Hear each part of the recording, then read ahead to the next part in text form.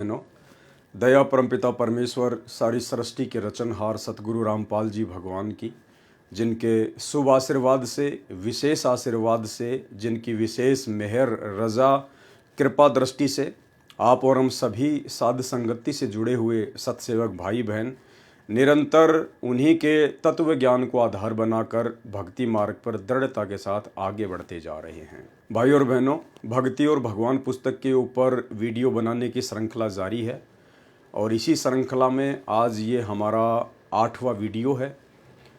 और पहले के वीडियो में आप जियों ने काफ़ी कुछ समझ लिया, सीख लिया है और किस प्रकार से हरियाणा के ज़िला हिसार के डोबी गांव के और कुछ अन्य भक्तों को, जो कि कुल मिलाकर 12-13 हैं, उनको सतलोक आश्रम मैनेजमेंट हरियाणा के द्वारा गुरुदेव के कलयुगी परिवार के द्वारा गुरुद्रोही घोषित किया गया। क्यों? क्योंकि उन्होंने अपने पूज्य गुरुदेव सतगुरु रामपाल जी परमात्मा की महिमा में एक पुस्तक लिखी, जिस पुस्तक का नाम है कर पहचान छुड़ावन आयो। इस पुस्तक को पढ़ने के बाद सतलोक आश्रम मैनेजमेंट हरियाणा के अंदर एक भय उत्पन्न हो गया, एक डर उत्पन्न हो गया कि यदि हमारे अलावा अन्य कोई भगत इस भक्ति मार्ग पर आगे बढ़ता है तो हमारे अस्तित्व के ऊपर खतरा उत्पन्न हो जाता है। यानी ये लोग चाहते हैं कि संगत केवल हमारी गुलामी करे, हम जैसा कहें संगत वैसा करे, संगत ज्ञान आधार से ना चले, संगत अपनी मन मर्जी से कुछ भी ना करे। लेकिन भाई और बहनों, ये कलयुग की बिचली पीढ़ी है। परमात्मा ने सभी को शिक्षित कर दिया है, मोक्ष का प्राइम टाइम है, सतगुरु का सबके ऊपर आशीर्वाद है। ऐसा अब हरगिज नहीं होने वाला है। हमने पिछले 3 युगों में खूब गुलामी की, अपने भगत भाई बहनों की भी गुलामी की, पंडितों की, मुल्ला मौलवियों की, धर्म गुरुओं की, सब की गुलामी की। लेकिन अब ये चौथा युग कलयुग और कलयुग की बिचली पीढ़ी, सतगुरु रामपाल जी परमेश्वर जी ने एक सत्संग में बताया कि ये भगतों का युग है। अब ये भगतों का समय है। अब भगत किसी के गुलाम बन के नहीं रहेंगे सिवाय अपने सतगुरुदेव भगवान के। तो भाई, सतलोक आश्रम मैनेजमेंट हरियाणा से जुड़े हुए जितने भी ठेकेदार हैं, गुरुदेव भगवान के कलयुगी बेटा बेटी, भाई बंधु, रिश्तेदार और जितने भी ये कोऑर्डिनेटर हैं, अपने दिलो दिमाग से ये फितूर निकाल दो कि अब संगत तुम्हारे चंगुल में फंसकर या तुम्हारे दबाव में आकर या तुम्हारे डर में आकर जैसा तुम कहोगे वैसा ही करेगी। बहुत कर लिया बेचारों ने और उसका खामियाजा भी संगत लगातार भुगत रही है। ये तत्व ज्ञान की भक्ति है। सतगुरु किसी के बाप की पर्सनल प्रॉपर्टी नहीं है और आने वाले समय में परमात्मा के सभी बच्चे ज्ञान को आधार बनाकर और साध संगति से जुड़कर निर्भय होकर, स्वतंत्र होकर भक्ति करेंगे। तो चलिए भाई और बहनों, हम चलते हैं आज के वीडियो के ऊपर। और ये वीडियो चल रहा है गुरु महिमा के अंतर्गत लिखी गई एक पुस्तक कर पहचान छुड़ावन आयो। हिसार के डोबी गांव के भक्तों ने मिलकर ये पुस्तक छापी थी, जिसके बाद में उन भक्तों को गुरुद्रोही घोषित कर दिया गया, एक पीला पर्चा निकालकर सतलोक आश्रम मैनेजमेंट हरियाणा के द्वारा। इस पुस्तक के ऊपर पहले 2 वीडियो बन चुके हैं। आप जी निर्णय कर सकते हैं कि आखिर क्यों उन भक्तों को गुरुद्रोही घोषित किया गया होगा, केवल अपने अस्तित्व के खतरे को देखते हुए। अन्यथा उन भक्तों ने सतगुरु रामपाल जी परमेश्वर जी की महिमा के अलावा इस पुस्तक में एक भी शब्द नेगेटिव नहीं लिखा है। ये हैं वो भगत जिनको गुरुद्रोही घोषित किया गया है।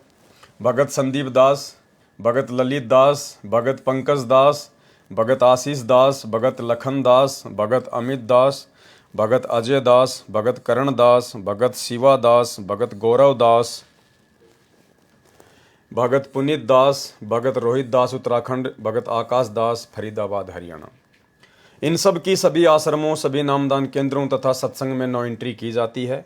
ये सब आपके गुरुजी के खिलाफ चल रहे हैं और गुरुजी के मिशन के विरोध में काम कर रहे हैं। इन्होंने अलग से ग्रुप बना लिए हैं, अलग से पुस्तक छपवा रहे हैं। ये सब 1 महीने में जवाब दें, ऐसा क्यों कर रहे हैं, नहीं तो गुरुद्रोही घोषित किया जाएगा। ये है इनका मनमानी फरमान, तानाशाही फरमान। अब इस पुस्तक में ऐसा इन्होंने क्या लिख दिया जो इनको गुरुद्रोही की संज्ञा दी जाए। 2 वीडियो आपने इस पुस्तक के ऊपर देख लिए हैं। बहुत अच्छी गुरु महिमा की है उन्होंने, हम भक्तों का विश्वास बढ़ाया है। और आज ये तीसरा वीडियो है जिसकी हम शुरुआत करने जा रहे हैं। दूध वजूद तेरा है बंदिया, जिसको तू मान बैठा पानी। कहने का मतलब है तत्व ज्ञान के अभाव में ये आत्मा अपने आप को पहचान नहीं पाती है, ये अपने वजूद को नहीं पहचान पाती है। तो मकसूद जी कोई लेखक हैं, कोई संत हैं, वो समझा रहे हैं अपनी पंक्तियों के माध्यम से कि दूध वजूद तेरा है बंदिया, बंदिया मानी इंसान, आदमी, कि तेरा जो वजूद है, तेरी जो औकात है, तेरी जो हस्ती है वो दूध के जैसी है।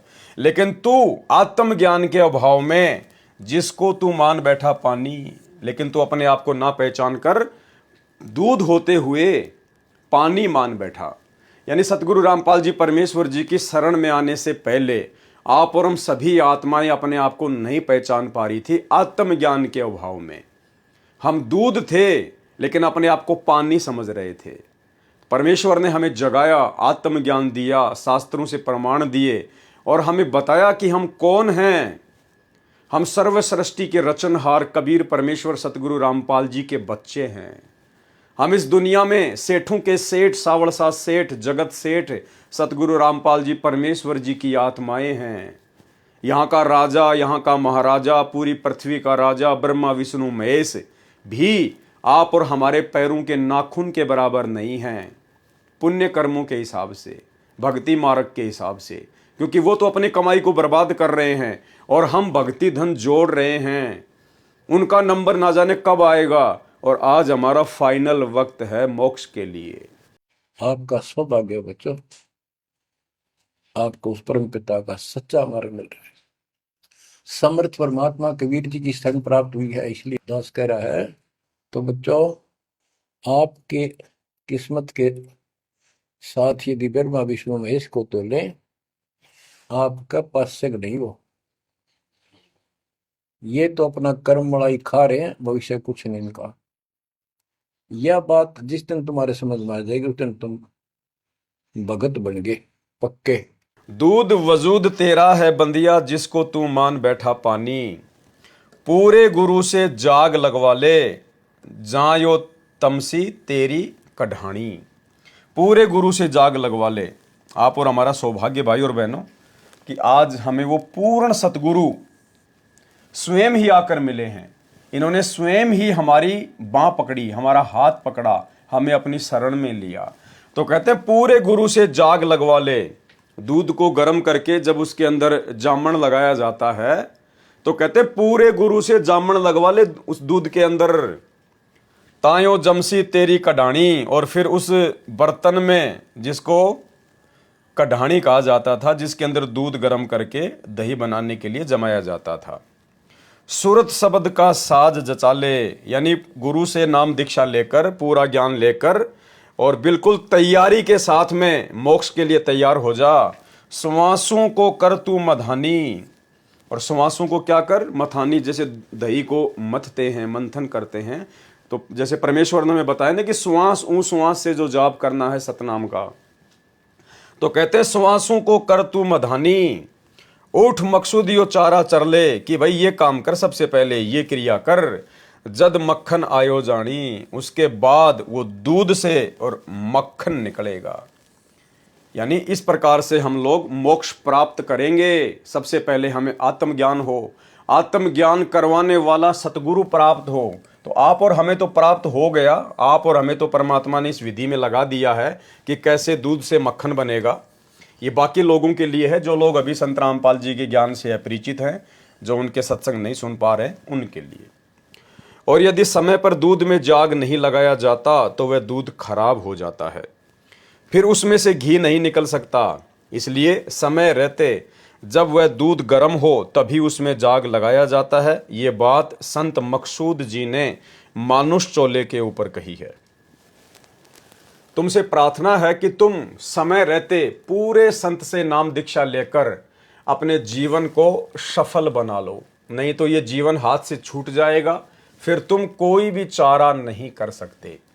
किंतु जिसे थोड़ा बहुत ज्ञान भी हो गया और वह किसी लालच के कारण संत रामपाल जी महाराज जी की शरण में भी आ गया और जीव का अभिमान नहीं गया, तो परमात्मा से मिलने वाले पूर्ण लाभ से वंचित रह जाता है।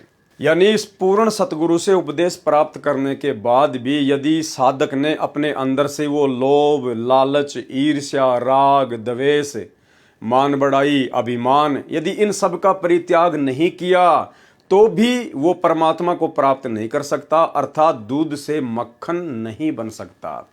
एक सत्संग में गुरुदेव भगवान ने हमें बताया कि इस भक्ति मार्ग में आने के बाद में यदि आपने लोभ लालच को नहीं त्यागा, अपने स्वार्थों को नहीं त्यागा, तो आप जी भक्ति मार्ग पर कभी भी सफल नहीं हो सकते। सुनिए ऑडियो। बच्चों, परमात्मा कहते हैं कि वो दुल्हा सतलोक में निवास करता है और वहां जाने के लिए आपको पूर्ण गुरु की आवश्यकता पड़ती है और अपने मन का दोष दूर करना होगा।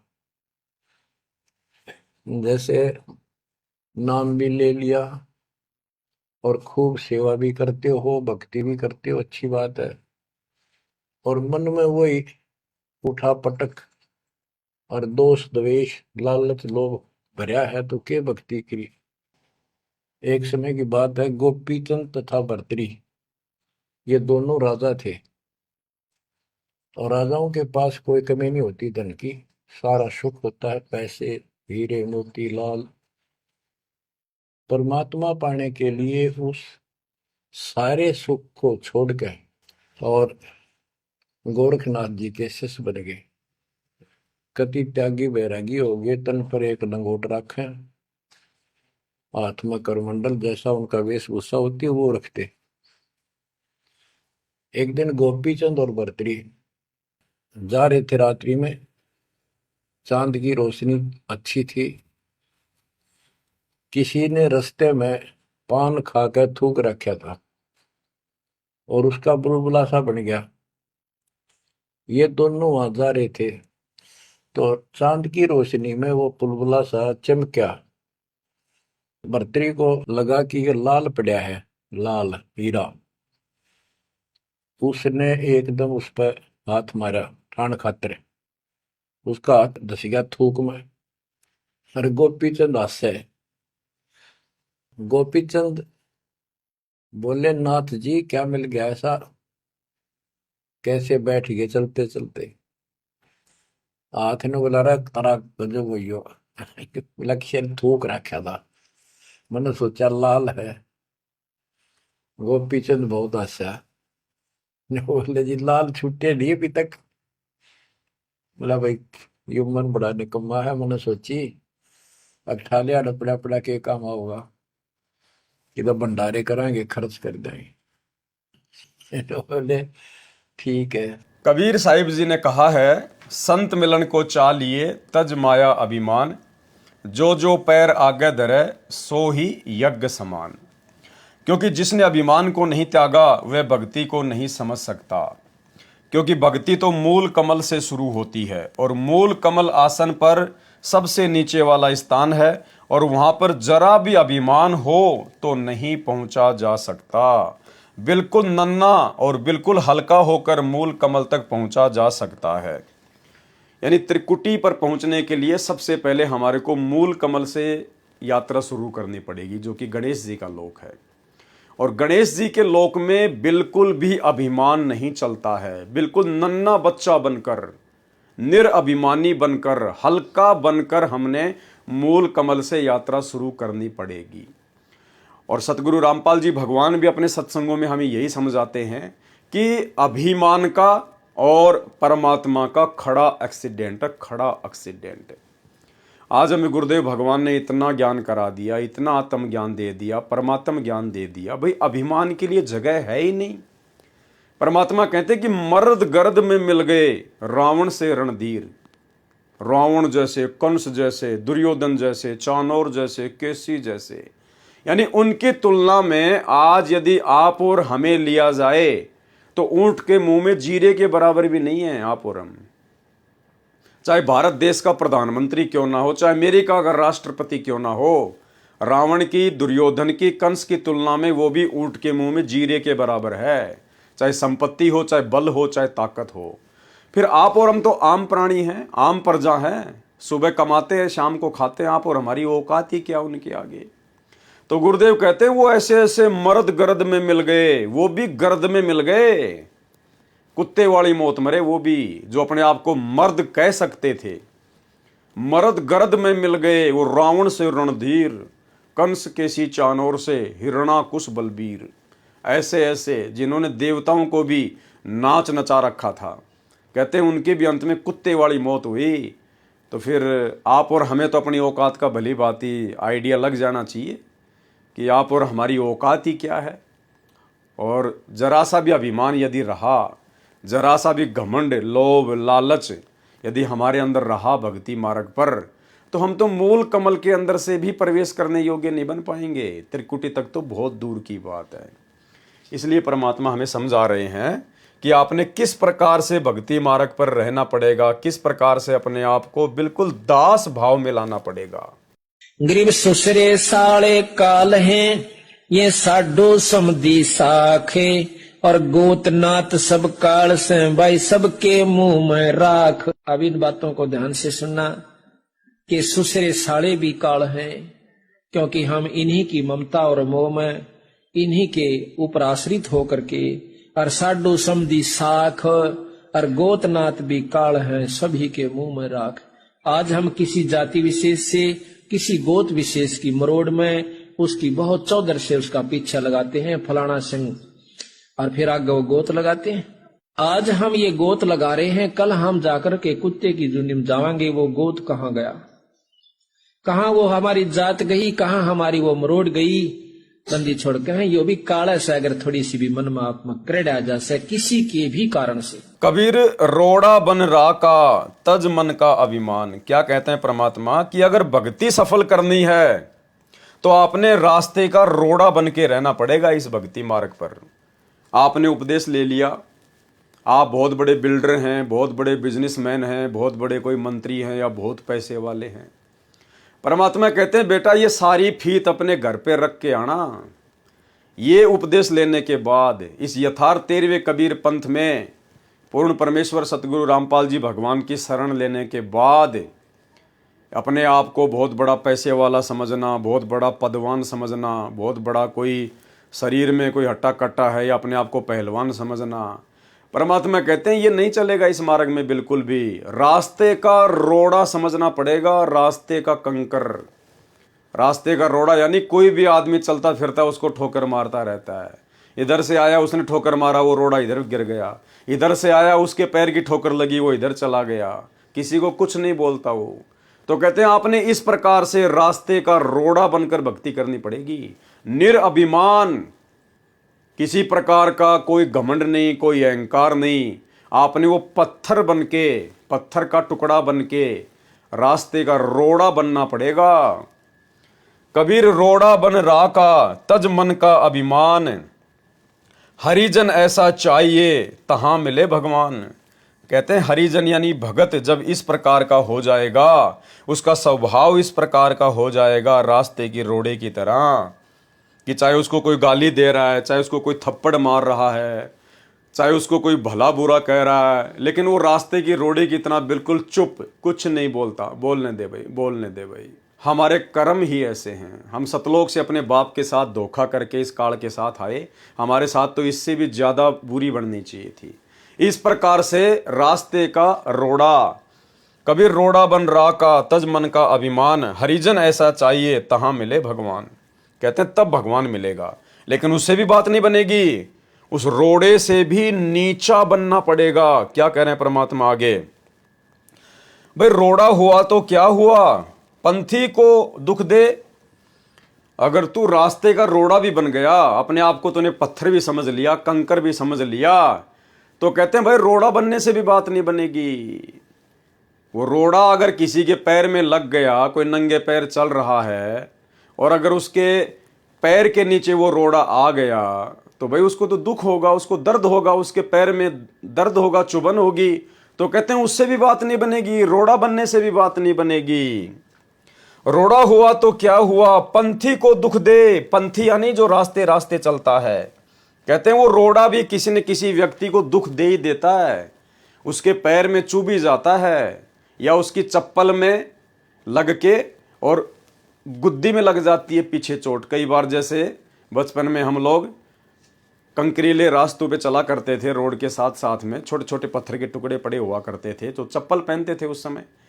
तो चप्पल पहन के जब चलते थे तो चप्पल पीछे से थोड़ी सी लंबी होती थी, तो उसमें कोई रोड़ी वगैरह आ जाती थी और वो एकदम से प्रेशर से वो रोड़ा यहाँ लगता था गुद्दी में आके। तो परमात्मा कहते हैं अगर तू रोड़ा भी बन गया तो भी कहते हैं तू किसी न किसी को दुख दे सकता है, इसलिए रोड़ा बनने से भी बात नहीं बनेगी। रोड़ा हुआ तो क्या हुआ, पंथी को दुख दे। अरे हरिजन ऐसा चाहिए जो धरनी में खे, भगत तो ऐसा चाहिए जैसे जमीन पे मिट्टी हो, राख हो। खे मानी राख है, यानी रोड़े से भी बात नहीं बनेगी। रोड़े को पीसने के बाद में क्या बनती है, राख बन जाती है, खे बन जाती है, बिल्कुल मिट्टी जैसा होता है, बालू मिट्टी जैसा। कहते तूने वैसा बनना पड़ेगा, धरनी की खे यानी धरती की राख जैसा बनना पड़ेगा तूने। खे हुई तो क्या हुई, उड़ उड़ लागे अंग, हरिजन ऐसा चाहिए जो पानी सरबंग। कहते हैं वो राख बनने से भी बात नहीं बनेगी, यानी और नीचे आना पड़ेगा और अपने आप को मरा हुआ समझना पड़ेगा, निरअभिमानी समझना पड़ेगा। कहते हैं अगर तू राख भी बन गया, धरती की मिट्टी भी बन गया, तो भी कहते हैं वो भी किसी न किसी को दुख देती है। उड़ उड़ लागे अंग, लोगों को गंदा कर देती है। आंधी चलती है या कोई गाड़ी आती है, वो मिट्टी उड़ती है, वो राख उड़ती है, लोगों के कपड़े गंदे कर देती है, उनके शरीर को गंदा कर देती है, आंखों में गिर जाती है। तो कहते हैं अगर तू राख बन गया, यानी पहले तो रोड़ा, रोड़े से फिर राख बन गया, कहते हैं उससे भी बात नहीं बनेगी, उससे भी बात नहीं बनेगी। खे हुई तो क्या हुई, उड़ उड़ लागे अंग, हरिजन ऐसा चाहिए जो पानी सरबंग। भगत को तो ऐसा बनना पड़ेगा जैसे पानी, बिल्कुल। पानी का क्या स्वभाव होता है, पानी रे पानी तेरा रंग कैसा, जिसमें मिला दो बन जाए उस जैसा। यानी पानी का अपना कोई वजूद नहीं होता है। पानी के अंदर यदि आप लाल कलर डाल दोगे वो लाल हो जाएगा, पानी के अंदर हरा कलर डाल दोगे हरा हो जाएगा, पानी को यदि आप एक गिलास में डाल दोगे तो वो गिलास की जैसी शेप बन जाएगी, अगर उसको एक कटोरे में डालोगे पानी को तो कटोरे जैसी शेप बन जाएगी। यानी वो सभी के अनुकूल होता है। तो कहते हैं वो पानी बनने से भी बात नहीं बनेगी। अगर तू इतना नीचे आ गया भक्ति मार्ग में, अपने आप को बिल्कुल मरा हुआ समझ लिया पानी की तरह, तो कहते हैं पानी बनने से भी बात नहीं बनेगी। अरे पानी हुआ तो क्या हुआ, सीड़ा ताता होए। यानी पानी का भी एक स्वभाव होता है, पानी ठंडा भी होता है और पानी गर्म भी होता है। सीड़ा ताता, सीड़ा बोलते हैं ठंडा, ताता बोलते हैं गर्म। ये राजस्थान और हरियाणा की भाषा, सीड़ा ताता। कहते हैं पानी भी गर्म और ठंडा होता है। गर्मा गर्म पानी भी लोगों को नुकसान दे देता है और ठंडा ज्यादा हो तो भी नुकसान दे देता है। कहते हैं पानी बनने से भी बात नहीं बनेगी। पानी हुआ तो क्या हुआ, सीड़ा ताता होए। अरे हरिजन ऐसा चाहिए जैसा हर ही होए। हरिजन यानी भगवान का भगत, सतगुरु का भगत तो ऐसा चाहिए जैसा हर ही होए, जैसा उसका भगवान है, जैसा उसका सतगुरु है, भगत ने तो वैसा ही बनना पड़ेगा। और हमारे गुरुदेव भगवान ने कितने एग्जाम्पल कोड कर दिए। आधीनता दासा तन के, आपने चौथे या पांचवें पार्ट में पढ़ी पुस्तक शैतान बना भगवान, जिसमें किस प्रकार से गुरुदेव भगवान से 2-4 गांव के लड़कों ने कान पकड़वा कर उठक बैठक निकलवाई, नाक से जमीन में 7 लकीर निकलवाई, गुरुदेव को गालियां निकाली, गुरुदेव के साथ में मारपीट की, लेकिन परमेश्वर बिल्कुल दास भाव में। क्यों? क्योंकि वो आप और हमें शिक्षा देना चाहते हैं, आप और हमें एक पाठ पढ़ाना चाहते हैं कि अगर भक्ति मार्ग पर तुम्हें सफल होना है, इस काल के लोक से अगर बाहर निकलना है, तो ये उंगली करके बात करना भी छोड़ना पड़ेगा। हमने बिल्कुल डाउन टू अर्थ अपने गुरुदेव भगवान के जैसा बनना पड़ेगा। गुरु को कीजिए दंडवत, कोटि कोटि प्रणाम, और कीट न जाने भृंग को, गुरु कर ले आप समान।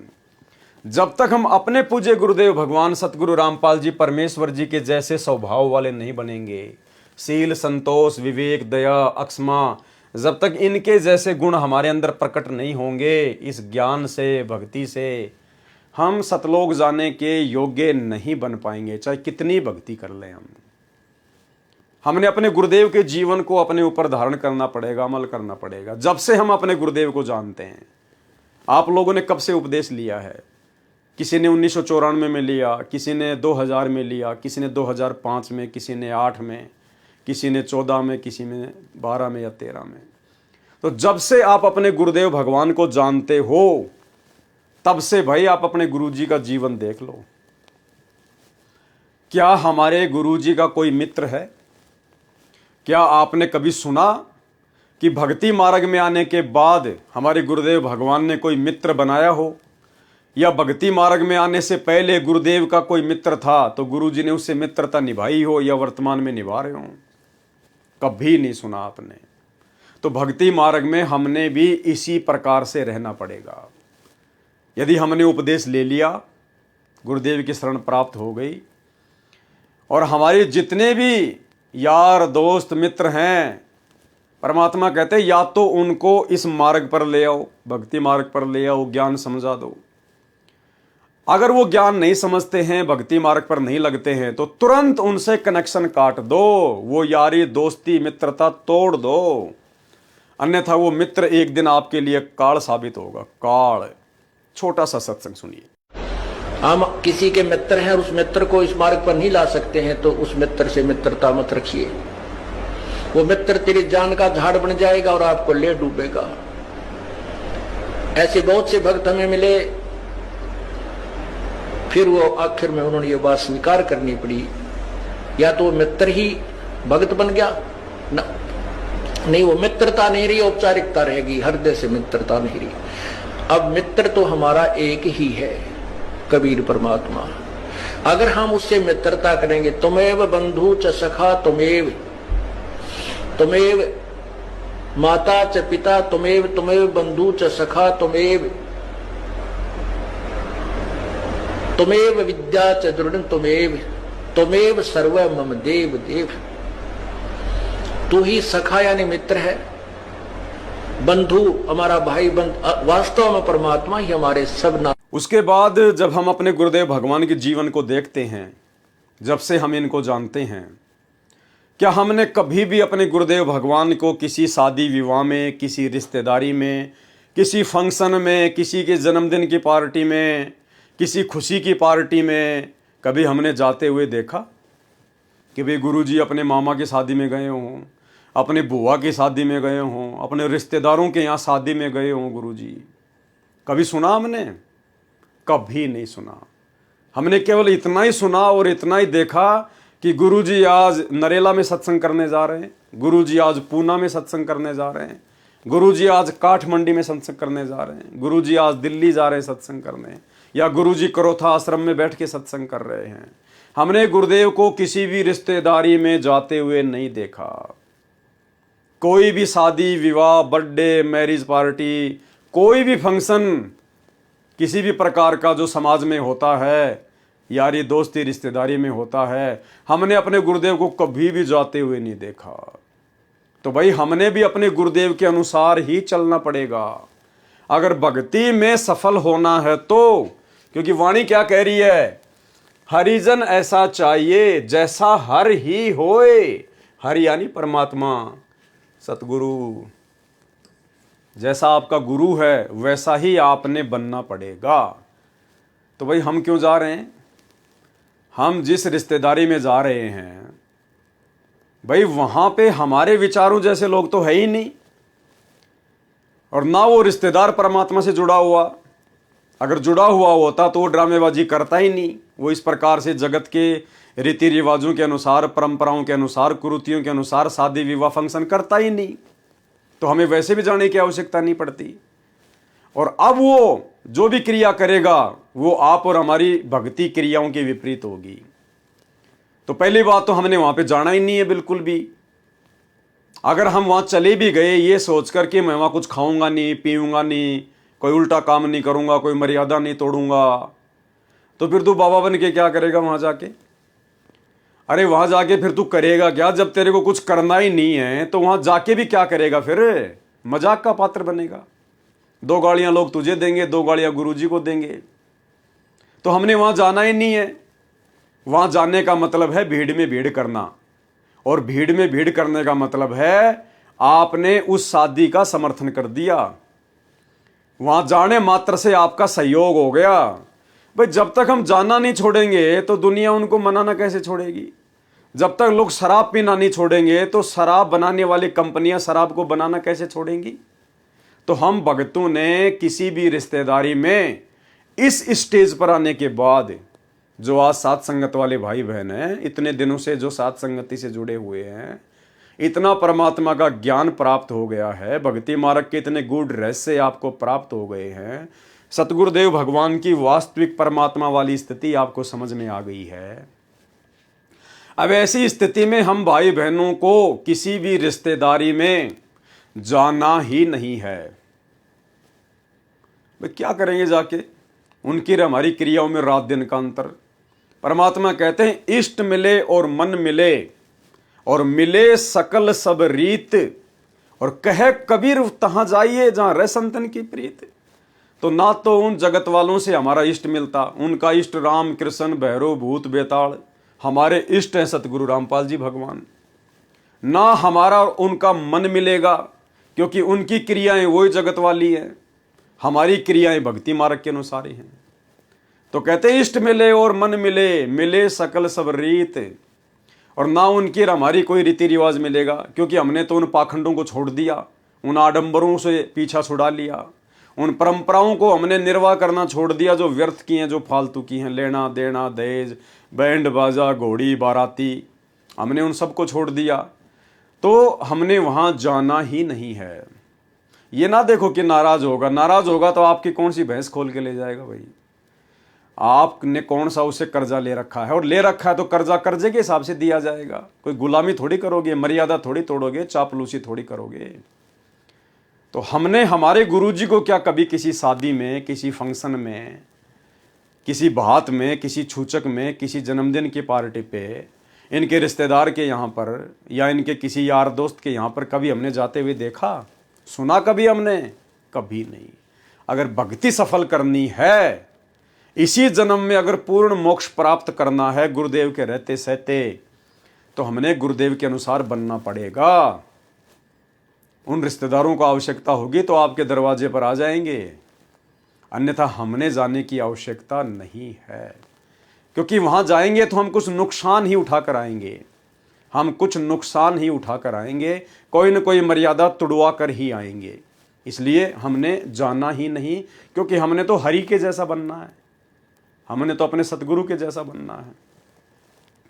इसके अलावा जब से आप अपने गुरु जी को जानते हैं, क्या आपने कभी सुना कि गुरु जी आज सत्संग के बाद में मनाली घूमने गए हैं, कुल्लू घूमने गए हैं, शिमला घूमने गए हैं, गुरुजी 7 दिन के लिए पिकनिक मनाने गए हैं?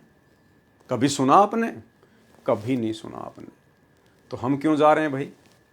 हम क्यों अपने बाल बच्चों को लेकर जगह जगह ठोकर खाने जा रहे हैं, धक्के खाने जा रहे हैं तीर्थों पर?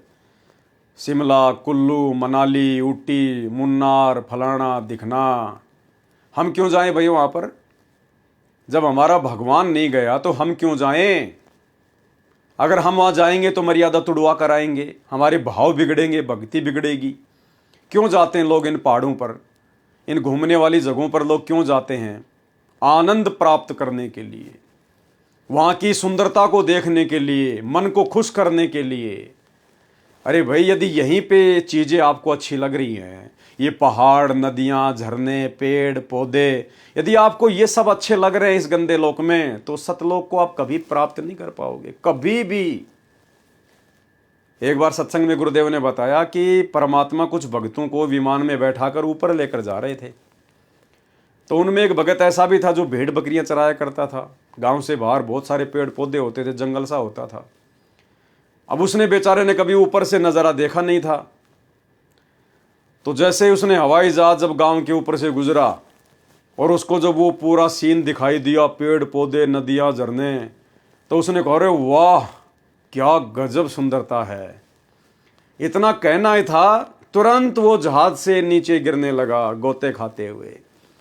एक भगत ने कहा, गुरुजी वो नीचे गिर गया, उसका नाम लेके। तो गुरुदेव ने कहा कि बेटा अभी इसको ये गंदा लोक बहुत अच्छा लग रहा है, अभी उसको ये सुंदर लग रहा है, अभी ये सतलोक जाने के योग्य नहीं हुआ बेटा। जब तक ये लोक हमें गंद नजर नहीं आएगा, कूड़ा करकट नजर नहीं आएगा, तब तक हम सतलोक के योग्य नहीं बन सकते। तो अगर आप शिमला जाओगे, कुल्लू, मनाली, ऊटी, फूटी जाओगे, तो क्यों जाते हैं लोग वहां पर? आनंद उठाने के लिए, सुंदर सुंदर दृश्यों को देखने के लिए, मन को खुश करने के लिए। तो हमने मन को थोड़ी खुश करना है, हमने तो सतगुरु को खुश करना है। तो हमने भूलकर भी, भले आप किसी भगत के वहां गए हुए हैं, कोई भगत मान लो शिमला में रहता है, कोई भगत मान लीजिए ऊटी में रहता है, या कोई ऐसी और जगह जो घूमने लायक जगह है, देश विदेश से लोग आते हैं घूमने के लिए, और यदि वहां आप अपने किसी भगत भाई से मिलने गए हैं किसी काम से, तो भी आपने उस जगह पर नहीं जाना कि ले यार भगत के पास तो आ ही गया, और यहां से तो 4 किलोमीटर ऊपर पहाड़ पे है, चलो देख के आ जाते हैं। चलो भगत जी गए काम से। ये दास उत्तराखंड में 1 साल तक रह के आया है, 1 साल तक।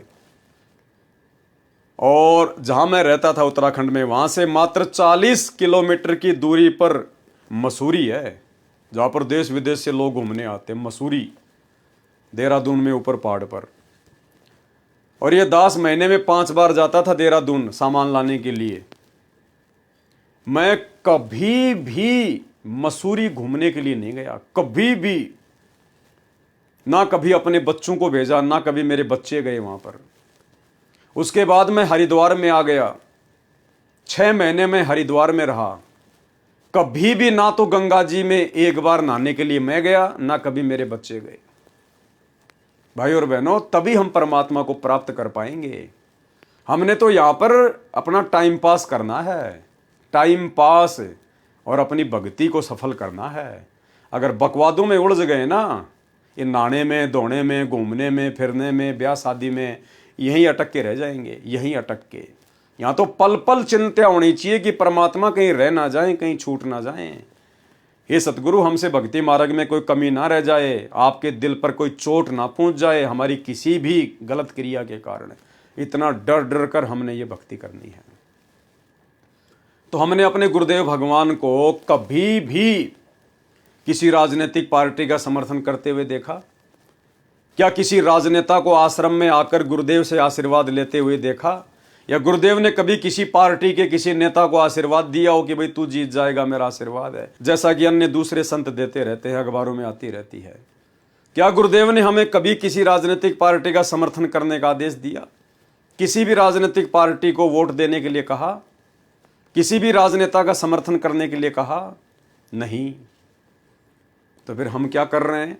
उनके 2014 में जेल जाने के बाद उनके परिवार के द्वारा जिस प्रकार से संगत को राजनेताओं का कुत्ता बना दिया गया है, राजनेताओं का समर्थन करवाया जाता है, राजनेताओं को वोट डलवाए जाते हैं, पार्टी विशेष का प्रचार करवाया जाता है। 2019 में सतलोक आश्रम मैनेजमेंट हरियाणा ने कांग्रेस का समर्थन करवाया, कांग्रेस को वोट डलवाए, बाकायदा गुरुदेव का नाम ले लेकर। 2024 में बीजेपी का समर्थन करवाया, बीजेपी को वोट डलवाए, बीजेपी के जो राजनेता हैं उनकी रैलियों में भक्तों को बसों में भर भर के ले गए, और भक्तों को डराया गया, धमकाया गया, पीले पर्चे निकालकर, गुरुदेव का आदेश बताकर कि जो व्यक्ति बीजेपी को वोट नहीं देगा उसको गुरुद्रोही घोषित कर दिया जाएगा, उसकी आश्रम में नो एंट्री। भाई और बहनों, ये परीक्षा का समय है, ये परीक्षा का समय है। हमने अपने गुरुदेव को देख के चलना है, गुरुदेव के काल प्रेरित परिवार को देख के नहीं चलना, गुरुदेव के बेटा बेटी भाई बंधु रिश्तेदारों को देखकर नहीं चलना। वो तो काल की हद में है, काल की जकड़ में है। तो हमारे गुरुदेव ने ना कभी गंदी राजनीति करी, ना हमारे गुरुदेव का कभी इस गंदी राजनीति से कोई संबंध रहा।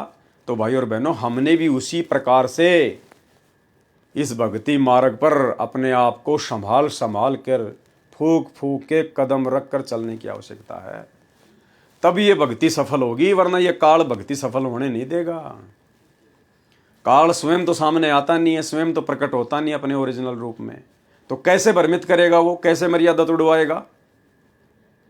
गुरुदेव के परिवार के माध्यम से, क्योंकि संगत नादान है, संगत आंख बंद करके विश्वास कर लेती है कि गुरुजी का बेटा है, गुरुजी का भाई है, गुरुजी के परिवार वाले हैं, और संगत विश्वास में आके मर्यादा तोड़ देती है, ज्ञान को आधार बना नहीं पाती। तो हमने इस प्रकार की गलतियां करने से बिल्कुल बचना है। हमारा कोई नहीं है, हमने अपनी छाया का भी विश्वास नहीं करना है, केवल अपने गुरुदेव के अलावा। इनके परिवार वाले तो बहुत दूर की बात है।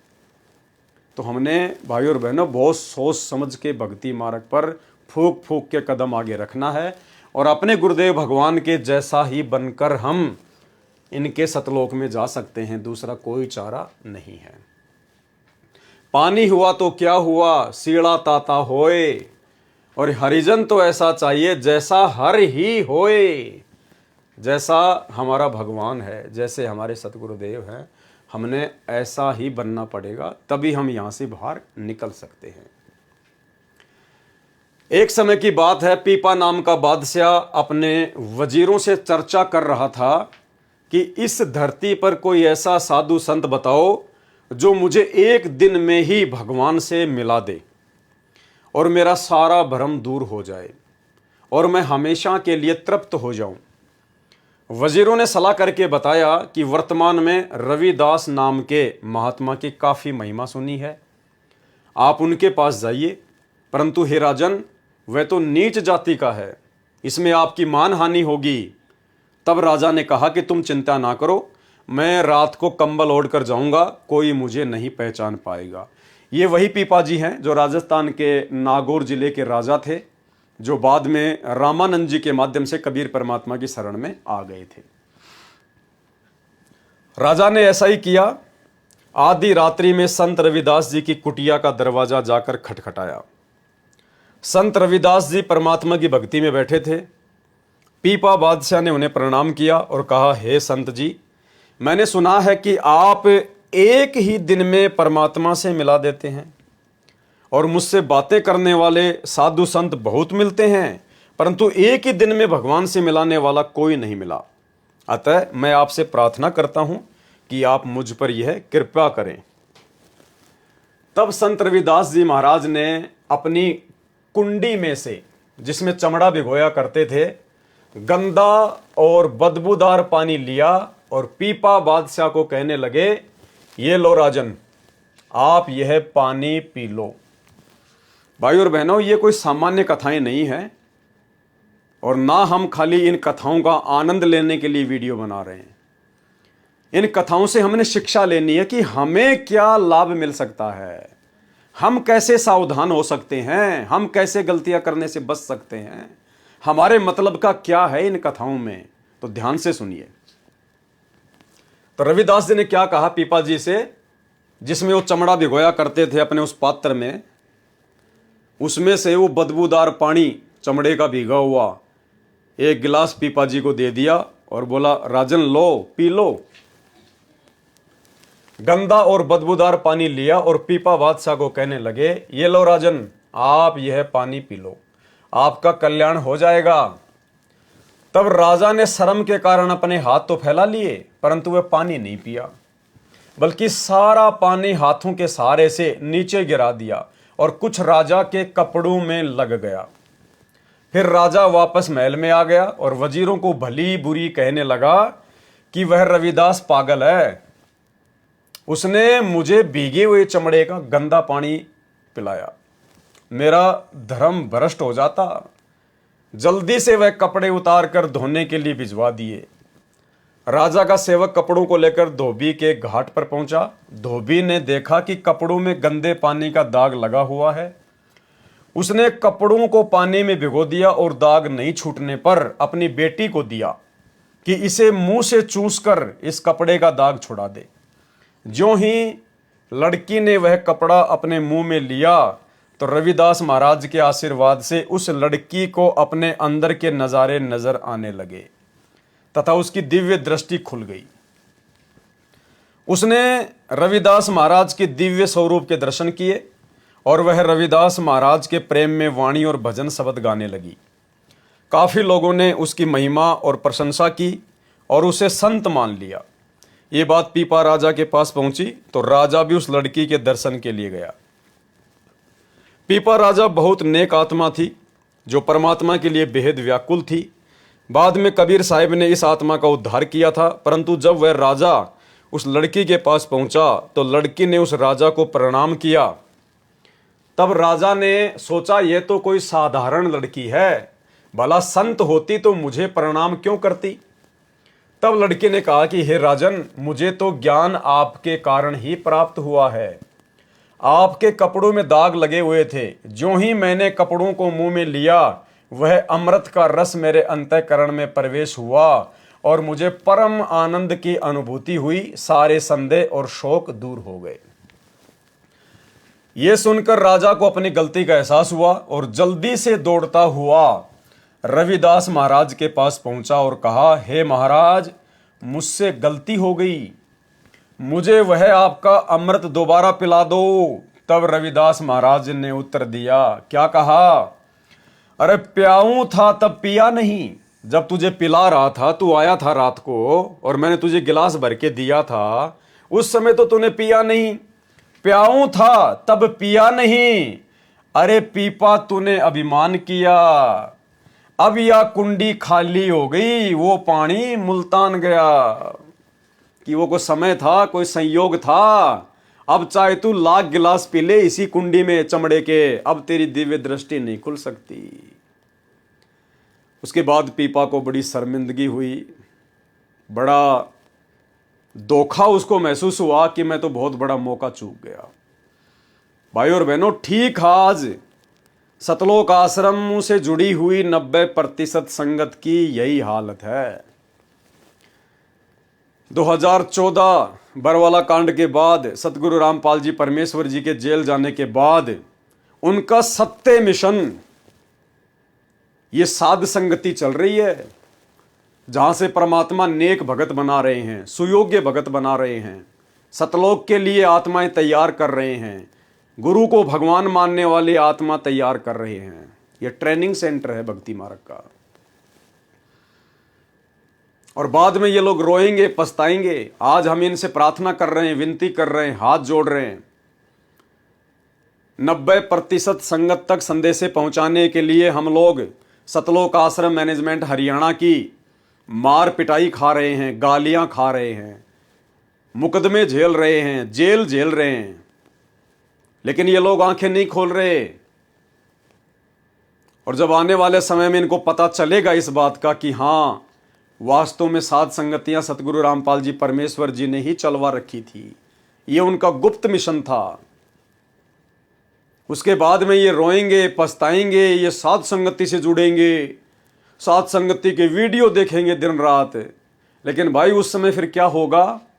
वही होगा जो पीपा जी के साथ हुआ कि प्याऊं था तब पिया नहीं। अरे पीपा, तूने अभिमान किया, अब यह कुंडी खाली हो गई, वो पानी मुल्तान गया।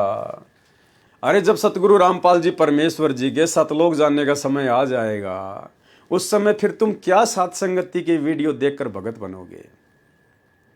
भाई जब परीक्षा सिर पर आ गई और उससे पहले साल भर तक तो तुमने किताब देखी नहीं कभी खोल के, और फालतू की किताबें पढ़ते रहे, नॉवल पढ़ते रहे, कोई फिल्मी किताबें पढ़ते रहे, अश्लील किताबें पढ़ते रहे, और जब एग्जाम आ गया, 2 दिन होए, 4 दिन, उस समय तुम अपने कोर्स की किताबें पढ़ोगे, कभी जिंदगी में पास नहीं हो पाओगे। तो 2014 बरवाला कांड और उसके बाद से तुम्हारे को सतलोक आश्रम मैनेजमेंट हरियाणा के द्वारा ये राजनीति की पुस्तकें पढ़ाई जा रही हैं, आरक्षणबाजी की पुस्तकें पढ़ाई जा रही हैं, गुंडों की सीबीआई जांच वाली पुस्तकें पढ़ाई जा रही हैं, तुम्हारे से स्टेडियम बनवाए जा रहे हैं, तुम्हारे दान का दुरुपयोग करवाया जा रहा है, तुम्हें रक्तदान दे दान में फंसा दिया, आश्रमों में आओ, ज्योति पाठ का पैसा दो, अपने घर पे भाग जाओ, तुम्हारे को झूठा लोभ लालच दे रखा है।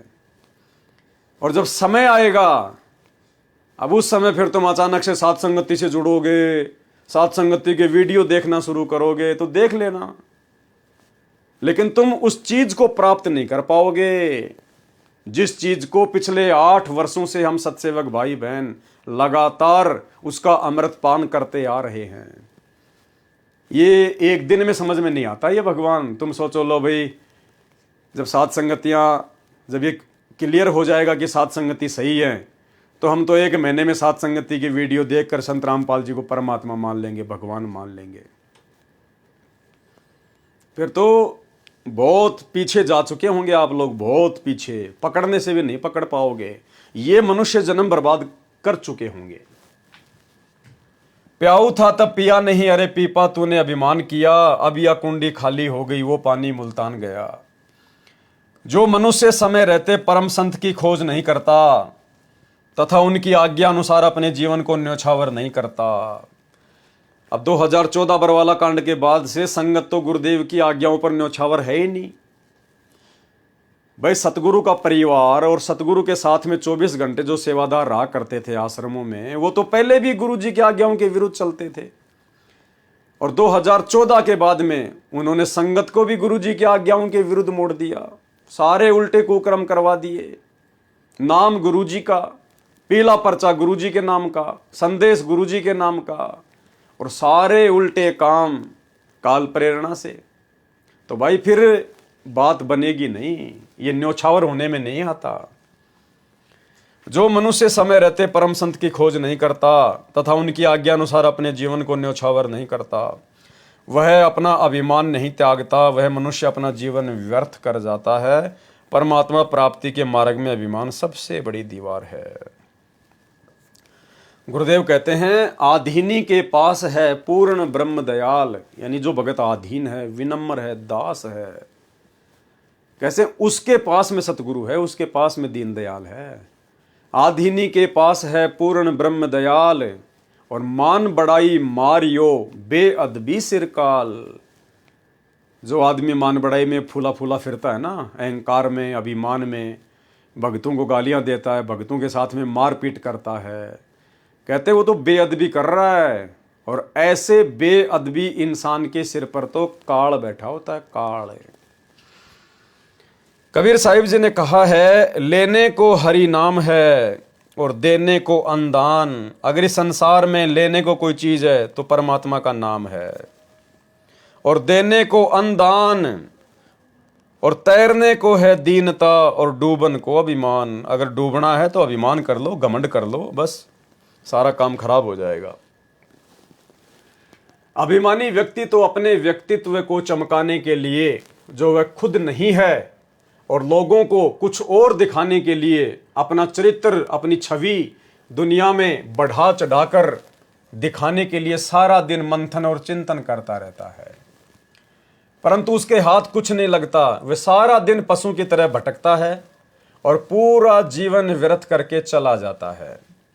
गुरु महाराज से नाम उपदेश लेने के बाद भी लोग चुगली, निंदा, रिश्वतखोरी के घिनौने कर्मों को अंजाम देते हैं। क्या लिखवाया परमात्मा ने कि गुरु महाराज से उपदेश लेने के बाद भी, कौन गुरु महाराज? सतगुरु रामपाल जी भगवान। इनसे उपदेश लेने के बाद भी लोग चुगली, निंदा, रिश्वतखोरी के घिनौने कर्मों में अंजाम देते हैं। बंदी छोड़ सतगुरु रामपाल जी भगवान ने ऐसा अमृत ज्ञान दिया है, इसके बावजूद भी लोग छुपकर गंदे कर्मों में लिप्त होते हैं। अरे छुप के करना तो चलो दूसरी बात है, यहां तो सरेआम सीना चौड़ा करके राजनीति कर रहे हैं, गुंडों की सीबीआई जांच करवा रहे हैं, भक्तों के दान का पैसा सामाजिक संगठनों को दे रहे हैं, जाट आरक्षणों में भक्तों को बैठा दिया, भक्तों का पैसा चंदे के रूप में दे दिया। यहां तो सरेआम उल्टे काम हो रहे हैं, छुप के तो ना जाने क्या क्या करते होंगे ये लोग। वह परलोक में तो क्या, इस लोक में भी सुखी नहीं हो सकते। जो व्यक्ति इस आध्यात्मिक ज्ञान को पकड़कर अच्छे से सेवा नहीं करता और अच्छे चरित्र का पालन नहीं करता, वह परमात्मा का अपराधी है। उसने परमात्मा के ज्ञान का मजाक बनाया है, उसे बख्शा नहीं जाएगा। गुरु महाराज के पीठ पीछे से कुछ लोग और कुछ मुख्य सेवक के तौर पर कार्य करते हैं, उनमें भी काफी घिनौने दोष देखे गए हैं। तुम उस भगवान से नहीं छुप सकते। तुम्हें तो बंदी छोड़ सतगुरु रामपाल जी भगवान ने अपना सेवक चुना है, मौका दिया था तुम लोगों को परमात्मा ने, तुम्हें तो दास बन के और मोह त्याग कर अपना और पराया का भेद त्याग करके तन मन धन से सेवा करनी चाहिए थी। अपने भाग्य को सराहो जो तुम्हें इतनी नेक सेवा मिली। तुम परमात्मा के सेवक हो, तुम्हें तराजू को बराबर तोलना चाहिए। किसी भी भगत में कोई भेदभाव नहीं करना चाहिए, पक्षपात नहीं करना चाहिए। जो अच्छे भगत हैं उनके नाम के तो पीले पर्चे निकाल देते हैं कि गुरुद्रोही घोषित हो गए, और जो भगतों की बच्चियों को बैला फुसला कर ले जाते हैं, उनसे शादियां कर लेते हैं, खुद शादीशुदा होने के बावजूद भी। एक दिल्ली का कोऑर्डिनेटर था, खुद शादीशुदा, और एक भगत की जवान लड़की को ले गया, उसके साथ रमैनी कर ली। नामदान सेंटरों पर दूसरे की माता बहनों के साथ में कुकर्म किए जा रहे हैं। दुनिया भर के कुकर्म, इनकी ऑडियो वायरल होती है। सोनीपत के नामदान सेंटर रणवीर दास की एक ऑडियो वायरल हुई जिसमें वो अपनी गुरु बहन से अश्लील बातें कर रहा है। उसके बाद उसकी नो एंट्री कर दी गई थी, फिर वापस उसको एंट्री ले ली, वापस उसको नामदान सेंटर दे दिया गया। तो भाई और बहनों, इस मार्ग में भेदभाव नहीं चलता, पक्षपात नहीं चलता बिल्कुल भी। ये परमात्मा का मार्ग है। ये रिहर्सल चल रही है आप और हमारी। आने वाले समय में परमात्मा किसको क्या सेवा देंगे, कौन कितना योग्य है, वो हिसार की छोटी जेल में बैठ के आप और हमारी परख कर रहा है। पछोड़ मार रहा है परमात्मा। हमारे अंदर भक्ति के कितने लक्षण हैं, हम भगत बने या नहीं बने, कितनी कमियां हैं, वो देख रहा है, हमारी परीक्षा ले रहा है। ये परीक्षा का समय है। तो क्या कह रहे हैं भगत जी? गुरु महाराज के पीठ पीछे से कुछ लोग और कुछ मुख्य सेवक के तौर पर कार्य करते हैं, उनमें भी काफी घिनौने दोष देखे गए हैं। अब ये बात जो लिखी गई है यहां पर भाई और बहनों, ये भगत जी कोई अपने मन से नहीं लिख रहे हैं, ये बिल्कुल सत्य है। इनसे परमात्मा ही लिखवा रहे हैं प्रेरणा करके, क्योंकि खुद सतगुरु रामपाल जी परमेश्वर जी ने इस पुस्तक का समर्थन किया है, इन शब्दों का समर्थन किया है। वर्तमान में हिसार जेल से जो विशेष संदेश आ रहे हैं, उनमें गुरुदेव भगवान ने एक ऑडियो में साफ साफ कहा है कि ऐसे बहुत सारे लोग हैं जिनको सारनाम भी प्राप्त है, और जो आश्रमों में हमारे साथ में भी रहते हैं, हमारे पास में रहते हैं, यानी गुरुजी के साथ में रहते हैं, गुरुजी के पास में रहते हैं, और दूसरों की नजरों में बहुत अच्छे भगत। और गुरुदेव कह रहे हैं कि लास्ट में चलकर जब उनके वो कर्म हमारे सामने आते हैं, इतने गंदे, इतने बिगड़े हुए, इतने दिद्दे, तो गुरुदेव कहते हैं हमें भी सोचने पर मजबूर होना पड़ता है। यानी भाई और बहनों, ये जो बातें परमात्मा ने इस ऑडियो में कही है, जो अभी आप सुनने जा रहे हैं, कि कुछ लोग हमारे साथ में भी रहते हैं, 24 घंटे सेवा भी करते हैं, उनको सारनाम भी मिला हुआ है, और बहुत अच्छे भगत दिखाई देते हैं, और अंत में उनके कर्म इतने बिगड़े हुए होते हैं कि हम भी सोचने पर मजबूर हो जाते हैं। यानी परमात्मा स्पष्ट तौर पर अपने परिवार के विषय में और मैनेजमेंट के विषय में ना कहकर इन हिसार जेल से आने वाली ऑडियो में समझदार आत्माओं के लिए संकेत कर रहे हैं खुल के, कि भाई इन्हीं लोगों से दुखी होकर मैं जेल में आके बैठा हूं, और जब तक ये गंदगी साफ नहीं होलेगी, और गंदगी साफ कैसे होगी भाई और बहनों? अगर सतगुरु ने अगर अपनी समर्थता से अगर ये गंदगी साफ करनी होती तो आश्रम में कर देते, बरवाला कांड होने की नौबत ही नहीं आती। लेकिन परमात्मा का काल के साथ एग्रीमेंट है, और परमात्मा कभी भी बुरा नहीं बनता। राम किसी को मारे नहीं, मारे तो हत्यारा राम, अपने आप ही मर जाएंगे कर कर खोटे काम। तो बहुत सारे खोटे काम तो इन्होंने बरवाला कांड से पहले किए आश्रम में, जिनका जिक्र गुरुदेव ने अपने बयानों में कर रखा है। बयानों की कॉपी ये लोग संगत को दे नहीं रहे। आज 10 साल हो गई, सतगुरु रामपाल जी के बयानों की एक भी कॉपी इन्होंने संगत में वायरल नहीं की, क्योंकि सतगुरु रामपाल जी ने अपने बयान अपने परिवार के खिलाफ, इस मैनेजमेंट के खिलाफ दे रखे हैं। और उसके बाद तो इन्होंने क्या क्या कुकर्म कर दिए 2014 के बाद, ये आप और हमारी आंखों के सामने है। तो इन्होंने इतने कर्म बिगाड़ लिए हैं भाई और बहनों अपने, कि आने वाले समय में परमात्मा को आवश्यकता नहीं पड़ेगी इनको साइड में करने की।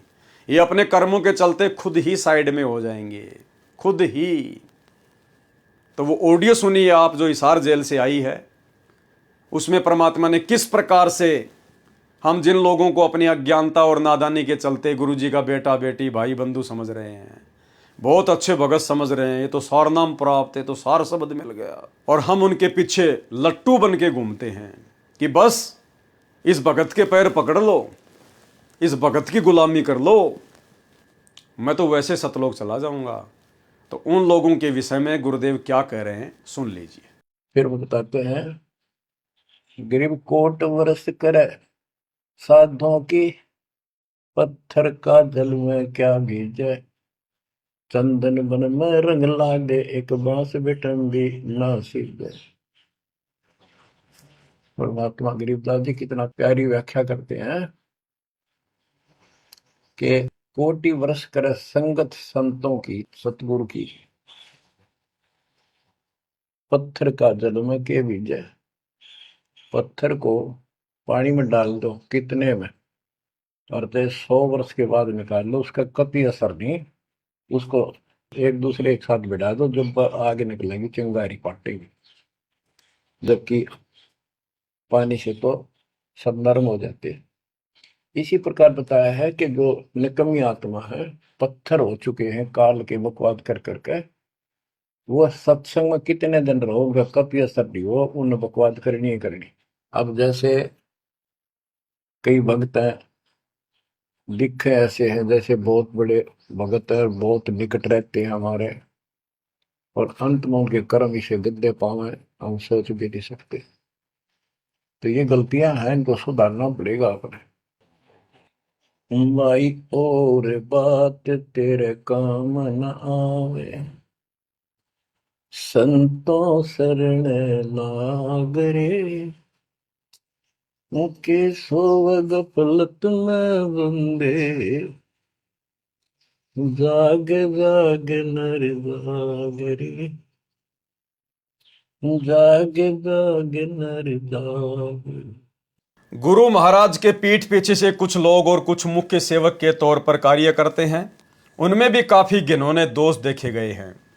तुम उस भगवान से नहीं छुपा सकते, तुम्हें तो बंदी छोड़ सतगुरु रामपाल जी भगवान ने अपना विशेष सेवक चुना है, तुम्हें तो दास बन करके और मोह त्याग कर, अपना और पराया का भेद त्याग करके तन मन धन से सेवा करनी चाहिए थी। अपने भाग्य को सराहो जो तुम्हें इतनी नेक सेवा मिली, तुम परमात्मा के सेवक हो, तुम्हें तराजू को बराबर तोलना चाहिए। लेकिन बिल्कुल इसके विपरीत किया उनके परिवार वालों ने। अरब देश की बात है, हजरत मोहम्मद साहब के बाद एक उनके सेवक थे और उन्हीं की सल्तनत थी। 22 लाख मरब्बा मील पर हुकूमत किया करते थे, यानी इतना लंबा चौड़ा उनका क्षेत्र था। तथा आधीनी इतनी थी कि घर घर जाकर पूछ कर आया करते थे कि कहीं कोई भूखा तो नहीं रहा। यानी दास कैसे होते हैं, भगत कैसे होते हैं। मुसलमान धर्म के प्रवर्तक हजरत मोहम्मद जी के शरीर छोड़ने के बाद उनके एक सेवक का यहां पर उदाहरण दिया गया है, जिसका 22 लाख मील, इतना लंबा चौड़ा जिसका क्षेत्रफल था। इतना मतलब वो राज करता था, उसका क्षेत्र था इतना, जैसे चक्रवर्ती होता राजा। उसके बावजूद भी उसने अपने आप को दास समझा, अपने पैगंबर का, अपने अल्लाह का, अपने रसूल का नौकर समझा। और किस आधीनी से, किस दास भाव से उसने अपना राज्य किया, सेवा की। ये एग्जाम्पल दिया जा रहा है। फिर हमें तो आज पूर्ण परमात्मा की शरण प्राप्त है, सतगुरु रामपाल जी परमेश्वर जी की शरण प्राप्त है, जो कि नबियों के नबी हैं, रसूलों के रसूल हैं, अल्लाहों के अल्लाह हैं। और यदि आज हमें कोई सेवा उन्होंने बख्शी है, कोई मौका दिया है, तो हमने किस प्रकार से निष्पक्ष होकर कुर्बान हो जाना है, ये उदाहरण दे रहे हैं। उदाहरण यानी ऐसे सेवक बनेंगे तब परमात्मा आशीर्वाद की दया बख्शते हैं।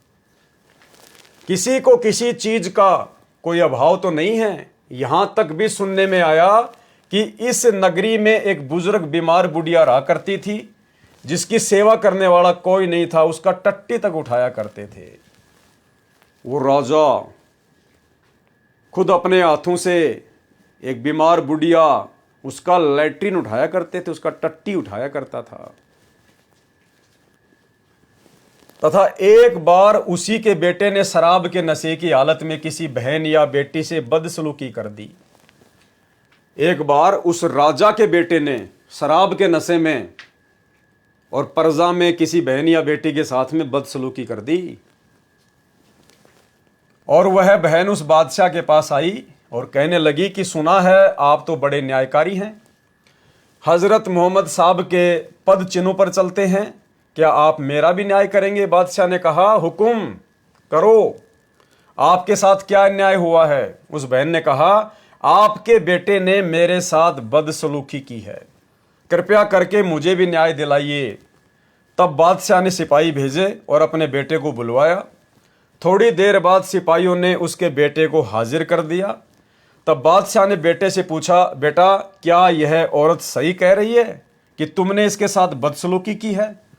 तब बेटे ने स्वीकार कर लिया कि हाँ पिताजी, ये गुनाह मेरे से नशे की हालत में हो गया। बादशाह ने सिपाहियों को आदेश दिया कि कानून के अनुसार इसको 100 कोड़े मारे जाएं।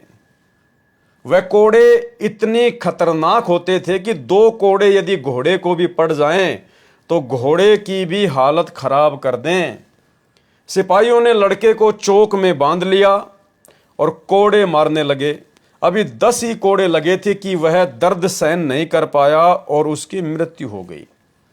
सिपाहियों ने जाकर बादशाह को खबर दी, आपके बेटे की मृत्यु हो गई, उसने 10 ही कोड़े खाए हैं। तब बादशाह ने आदेश दिया कि जो और 90 कोड़े उसकी लाश पर मारे जाएं, कि 90 कोड़े उसकी लाश पे मारो, मैंने 100 का आदेश दिया है। जब 90 कोड़े उसे लाश पर मार दिए गए, यानी पूरे 100 कोड़े हो गए, तब बादशाह आया और अपने बेटे को सीने से लगाकर रोने लगा। तब लोगों ने कहा, आपका अजीब न्याय है महाराज, जब तक इसके कोड़े लग रहे थे तब तो आप बोले नहीं, और अब जब इसकी मृत्यु हो गई तब आप विलाप कर रहे हैं। तब बादशाह ने कहा कि जब इसके कोड़े पड़ रहे थे तब ये गुनहगार था, दोषी था ये, और अब इसने उस गुनाह के बदले में सजा पाई है, तो अब मेरा अधिकार है कि मैं अपने बेटे को गले से लगाऊं। जरा सोचो वे कैसे लोग थे, कैसे सेवक थे जिन्होंने अपने नबी से इतना भय था, जबकि उनका नबी तो शरीर छोड़ के जा चुका था। और आज वर्तमान में सतगुरु रामपाल जी भगवान धरती पर प्रकट हैं, उसके बावजूद भी सतलोक आश्रम मैनेजमेंट हरियाणा को, गुरुदेव के बेटा बेटी भाई बंधु रिश्तेदारों को इनका जर्रा सा भी खौफ नहीं है, जर्रा सा भी डर नहीं है, जर्रा सा भी। सारे उल्टे कर्म। जरा सोचो वे कैसे लोग थे, कैसे सेवक थे जिन्होंने अपने नबी से इतना भय था कि कहीं मुझे मेरा नबी और मेरा अल्लाह नाराज ना हो जाए। उन्होंने सच्चे दिल से सेवा निभाई और कोई गुरूर गुमान और जाति का अभिमान नहीं था। भाई और बहनों, वर्तमान में परमात्मा धरती पर है, अल्लाह धरती पर है संत रामपाल जी की शक्ल में। और इस 7, 8, 9 सितंबर 2024 को इन सभी सतलोक आश्रमों में सतगुरु रामपाल जी परमेश्वर जी को मानुष समझकर उनका जन्मदिन मनाया गया, अवतरण दिवस के नाम पर। और उत्तर प्रदेश के शामली आश्रम में एक भगत अपनी पत्नी से मिलने गया था, उसको समझाने के लिए गया था, जिनकी रमैनी 2019 में पहले तो चंडीगढ़ हाईकोर्ट में हुई, उसके बाद आश्रम में आकर उन्होंने रमैनी की, जैसा आश्रम वालों ने कहा। उसने अपनी पत्नी को पढ़ाया लिखाया, दोनों भगत। उसके बाद वो डॉक्टर बन गई, और डॉक्टर बनने के बाद में उसने अपने पति को तलाक दे दिया कि मैं अब तेरे साथ में नहीं रहना चाहती, क्योंकि आश्रम में उसका किसी दूसरे भगत के साथ में चक्कर हो गया। उसने किसी दूसरे भगत को पसंद कर लिया, और जिसने पढ़ा लिखा के डॉक्टर बनाया उस भगत को छोड़ दिया, उससे अलग हो गई। कोर्ट में उनका मुकदमा चल रहा है। तो वो भगत बेचारा जो हरियाणा के फतेहाबाद का था, वो शामली आश्रम में गया कि भाई चलो गुरुजी का भंडारा है और उसको समझाएंगे, अगर समझ जाएगी तो भगत है। वो आ गया वहां पर, वो समझाने लगा उसको, उसकी पत्नी का पहले से ही आश्रम वालों के साथ में संपर्क पूरी तरह से, और जो शामली आश्रम का संचालक है देशराज मान, जो कि सतलोक आश्रम वालों का वर्ल्ड कोऑर्डिनेटर है, एक नंबर का गुंडा आदमी है, शकल से भी और आचरण से भी। वही देशराज मान जो 2016 में अपने कुछ गुंडे हरियाणा और दिल्ली से सारनामी लोग 2 गाड़ियां भर के और मुझे जानवर की तरह पीट के गया था, वही देशराज मान सतगुरु रामपाल जी परमेश्वर जी का बुआ का लड़का। उस लड़की ने जाकर शिकायत कर दी तो देशराज और 15-20 लोग आश्रम वाले मुख्य सेवादार उस भगत को एक कमरे में ले गए अंदर, और 2 से 3 घंटे तक उस भगत के साथ में जबरदस्त मार पिटाई करी। उसको पट्टों से मारा, डंडों से मारा, और देशराज एक छोटी सी पिस्तौल रखता अपने साथ में। प्रहलाद भगत ने तो कभी डंडा भी नहीं उठाया, और ये संत रामपाल जी के भगत होकर पिस्तौल रखते हैं। ये तो पहचान होती है गुंडों की, बदमाश लोगों की, ये तो पहचान होती है। उस भगत की कनपट्टी पे वो बंदूक रख दी और कोरे कागज पर साइन करवाए और धमकी दी कि हरियाणा छोड़ के भाग जाना, अगर दोबारा दिखाई दे गए तो जान से मार देंगे। उसके बाद उस भगत ने FIR करवाई, रिपोर्ट करवाई, अपना मेडिकल करवाया, काफ़ी चोटें उसको लगी हुई है बेचारे को। सारे कागज़ उसने WhatsApp पे डाले हैं, FIR भी हो गई। पुलिस प्रशासन भी शायद उसके साथ में जाके मौका मुआयना करके आया था। एक छोटा सा वीडियो उस भगत का दिखा देते हैं आपको। तहसील शामली इंजनाना थाने के गांव बैदखेड़ी में स्थित सतलोक आश्रम में आज एक युवक की कमरे में बंद करके घंटों पिटाई किए जाने का आरोप है। पीड़ित का कहना है कि पिस्टल दिखाकर पत्नी को छोड़ने और शामली छोड़कर भाग जाने और आश्रम में कोई पिटाई न किए जाने के बारे में लिखवाकर जबरदस्ती हस्ताक्षर कराए गए हैं। हरियाणा के फतेहाबाद के मूल निवासी और शामली के हाल निवासी अजय कुमार पुत्र प्रेमचंद ने बताया कि वह सतलोक आश्रम का समर्थक है और 2019 में उसकी शादी चंडीगढ़ हाई कोर्ट में होने के बाद फिर इसी आश्रम में हुई थी। अब पति पत्नी के बीच विवाद चल रहा है जो कोर्ट में विचाराधीन है। इधर बेदखेड़ी सतलोक आश्रम में आज 3 दिवसीय कार्यक्रम का पहला दिन था। इस कार्यक्रम में अजय कुमार और उसकी पत्नी भी मौजूद थे। अजय कुमार का आरोप है कि आश्रम के कुछ ठेकेदारों ने गुंडई दिखाते हुए एक कमरे में ले जाकर उसके साथ मारपीट की और पिस्तौल दिखाकर कोरे कागज पर दस्तखत ही नहीं कराए बल्कि पत्नी को छोड़कर हरियाणा भाग जाने तथा आश्रम में कोई मार पिटाई न किए जाने को भी लिखवाया गया। बाद में पुलिस को लिखित सूचना दी गई। तहरीर में आश्रम के प्रबंधक देशराज और प्रबंध कमेटी के सदस्य हरदेश दास, थाना भवन का शिवम तथा मेहता सेवादार को आरोपी बनाया गया है। हरदेश दास ने बताया कि यह आश्रम में गलत तरीके से वीडियो बना रहा था और किसी महिला के साथ छेड़छाड़ की घटना बताई गई है। हरदोष ने आरोप निराधार बताते हुए पति पत्नी के विवाद में कुछ नहीं बताया और इसके अलावा हरदेश ने कोई बाइट देने से भी इनकार किया है। थाना प्रभारी निरीक्षक ने बताया कि पति पत्नी का विवाद कोर्ट में चल रहा है। आश्रम में मार पिटाई की सूचना मिली है, मेडिकल कराकर जांच पड़ताल की जा रही है। ऊन तहसील शामली से सनी सैनी की रिपोर्ट।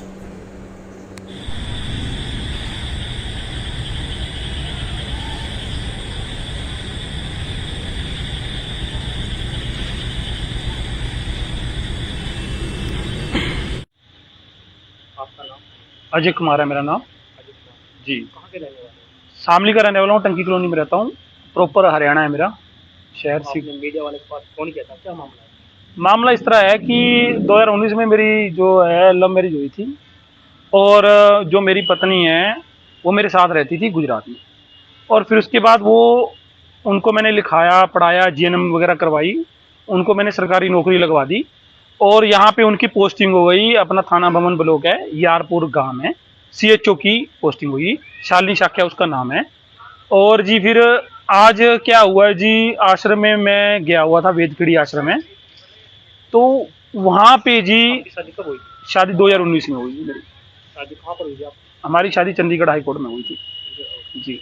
तो ये शादी आपकी, ये जो आश्रम है बैठड़ी में, वहाँ से हुई? नहीं, आश्रम के वेदखेड़ी पर चंडीगढ़ हाई कोर्ट में हुई, बट मतलब उनके अकॉर्डिंग सी हुई थी, मतलब आश्रम के को? हाँ जी जी जी, ठीक है जी।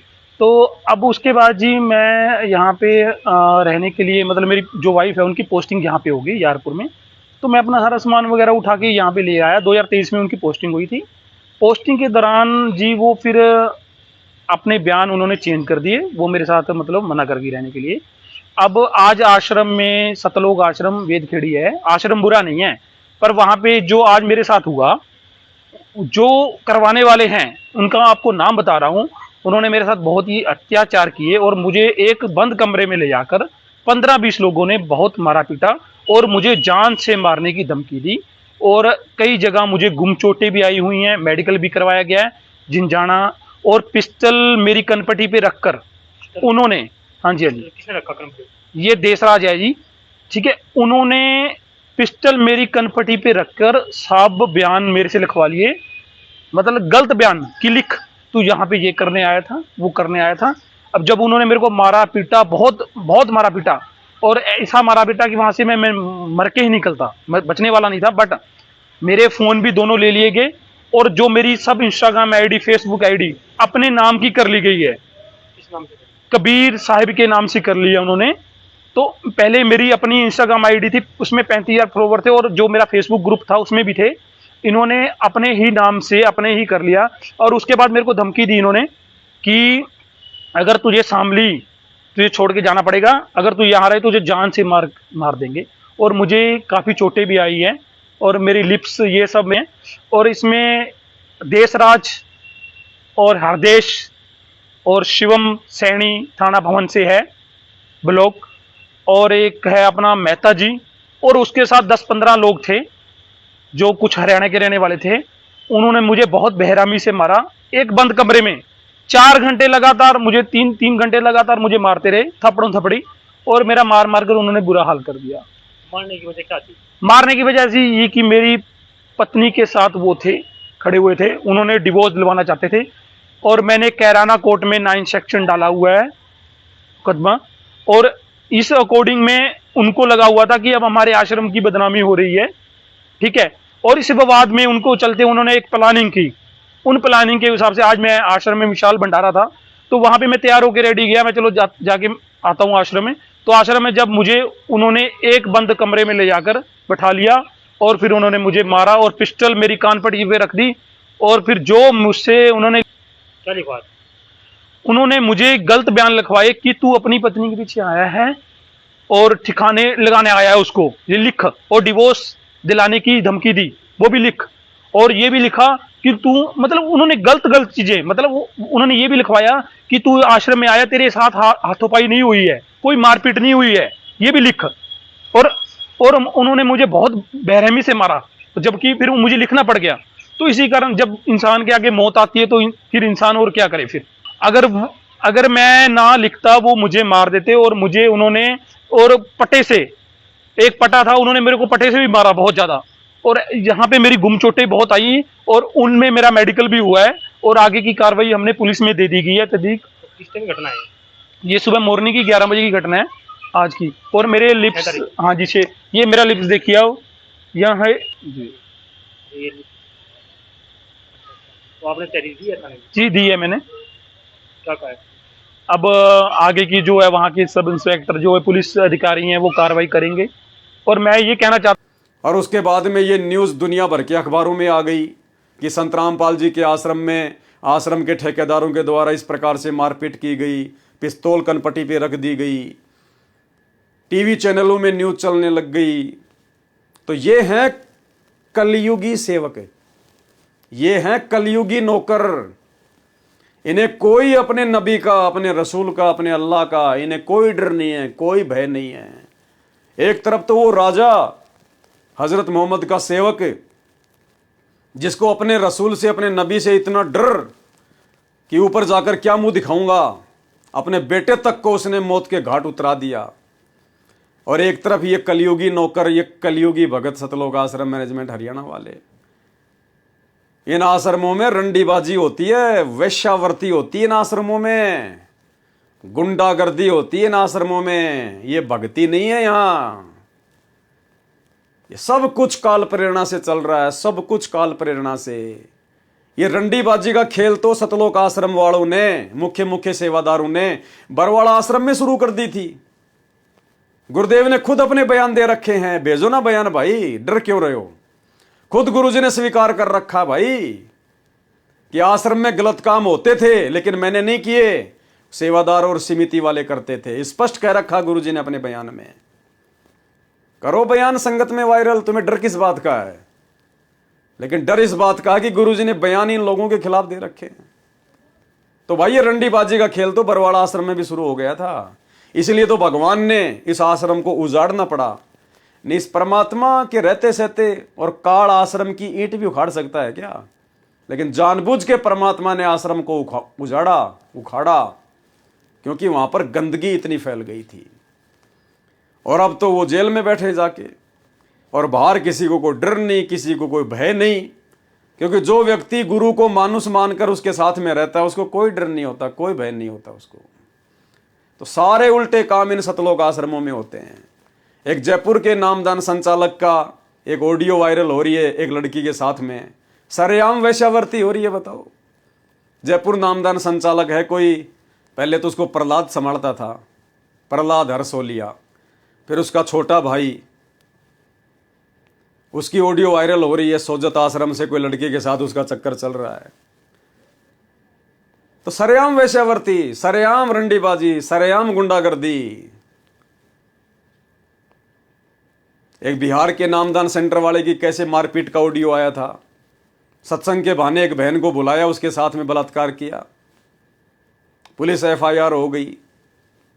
सरेआम रंडीबाजी, सरेआम वैश्यावर्ती इन आश्रमों में, क्योंकि किसी को डर ही नहीं है, कोई भय नहीं है किसी प्रकार का। इनको लगता है संत रामपाल जी पे डबल उम्र कैद की सजा है, और वो तो जेल से बाहर आने नहीं, क्योंकि जो गुरु को मानुष मानता है वो तो यही सोचेगा। और बाहर हमने धार्मिक धंधा सेट कर ही लिया, आश्रम खोल ही लिए। संगत मूर्ख है, नादान है, नए नए लोग जुड़ते जाएंगे। अगर कोई पुराने लोग समझ भी जाएं, अगर हट भी जाएंगे, तो नए नए तो जुड़ ही रहे हैं, इनका काम तो चल ही रहा है। तो भाई और बहनों, दास क्या होते हैं, सेवक क्या होते हैं, भगत क्या होते हैं, भक्ति क्या होती है, नियम मर्यादा क्या है, ये इस पुस्तक के माध्यम से समझाया जा रहा है। जिसने राजा होते हुए भी अपने लड़के को मौत के घाट उतार दिया, ऐसे होते हैं सेवक, भगवान से डर के सेवा करने वाले। और आने वाले समय में ये परमात्मा सदगुरु रामपाल जी इस देश की शासन व्यवस्था ऐसे ही नेक नीति वाले भक्तों के हाथों में सौंपेंगे। वर्तमान में जो उनका परिवार है, उनके बेटा बेटी, भाई बंधु, रिश्तेदार, ये कोऑर्डिनेटर, इन गुंडों के हाथों में परमात्मा ये शासन व्यवस्था नहीं देंगे। इन गुंडों का तो नामो निशान भी नहीं मिलेगा संत रामपाल जी जब बाहर आएंगे उस समय। 2028 युग परिवर्तन का समय है, 4 साल हैं। 4 साल में तो इन लोगों की हालत ऐसी हो जाएगी जैसे गधे के सिर से सींग गायब हो जाते हैं, क्योंकि इन्होंने अपने कर्म हद से ज्यादा बिगाड़ लिए। संत रामपाल जी महाराज के हम सब उन्मति हैं, यानी हम उनके ऋणी हैं। संत रामपाल जी महाराज के हम सब उम्मती हैं। हमारा व्यवहार शीशे जैसा साफ होना चाहिए। सतगुरु से हम कुछ छुपा नहीं सकते। अगर कोई छुपा रहा है, अपने आप में शाना बन रहा है, वो दुनिया का सबसे महामूर्ख आदमी है। हमारा व्यवहार शीशे जैसा साफ होना चाहिए। यदि हम दगाबाज हैं तो हम अपना नहीं, परमात्मा का अपमान कर रहे हैं। यानी मर्यादा तोड़कर यदि हम कोई गफलत कर रहे हैं तो हम अपना नहीं, अपने गुरुजी की बेइज्जती कर रहे हैं, अपने गुरुजी का अपमान कर रहे हैं। क्योंकि हमारी अपनी कोई पहचान नहीं है। हमें यदि दुनिया जानती है तो अपने गुरुजी के नाम से जानती है, गुरुजी के आधार से जानती है। यदि हम दगाबाज हैं तो हम अपना नहीं, परमात्मा का अपमान कर रहे हैं, परमात्मा की रहमत का अपमान कर रहे हैं। हमने भक्ति मार्ग को मजाक समझ लिया है। ये राजनीतियां, अभी अक्टूबर के महीने में हरियाणा में इलेक्शन है विधानसभा के, आ जाएंगे पेड़े पर्चे 5-10 दिन में, देख लेना। गुरुजी का आदेश है, बीजेपी को वोट डालो, बीजेपी को वोट डालो। ज़्यादा से ज़्यादा अपने रिश्तेदारों को कहो, नहीं डालोगे तो गुरुद्रोही कर दिए जाओगे, आश्रम में नो एंट्री कर दी जाएगी। ये ड्रामेबाजियां 2019 से आप और हम देखते आ रहे हैं। हम गुरु महाराज को परमात्मा मानते ही नहीं। यदि मानते होते तो हमारे दिल में इतना खौफ होता कि गुरु महाराज देख रहे हैं, अपने आखिरी दिन तुम गुरु महाराज को क्या मुंह दिखाओगे। ये बचेंगे नहीं मुंह दिखाने के लिए, दिखाएंगे क्या? किस मुंह से उनके सामने जाओगे, वे सारी बातें जानते हैं। हम सत्सेवकों ने तो अपने मोबाइल की रिंग टोन पे लगा रखी है ऑडियो, जो परमात्मा ने हिसार जेल से भेजी है। इन आश्रमों में जो वीडियो कॉलिंग होती है ना, तो गुरुदेव ने कहा कि बच्चों ये ना सोचना कि जो वीडियो में दिखाई दे रहे हैं खाली वही देख रहा हूं। परमात्मा अपने आप को छुपाते हुए कह रहे हैं कि ये दास इस वीडियो के अलावा भी सब कुछ देख रहा है, सबको देख रहा है। मेरे भगवान ने मुझे वो दिव्य दृष्टि दे रखी, इतनी ताकत दे रखी है, सबको देख रहा है परमात्मा पल पल।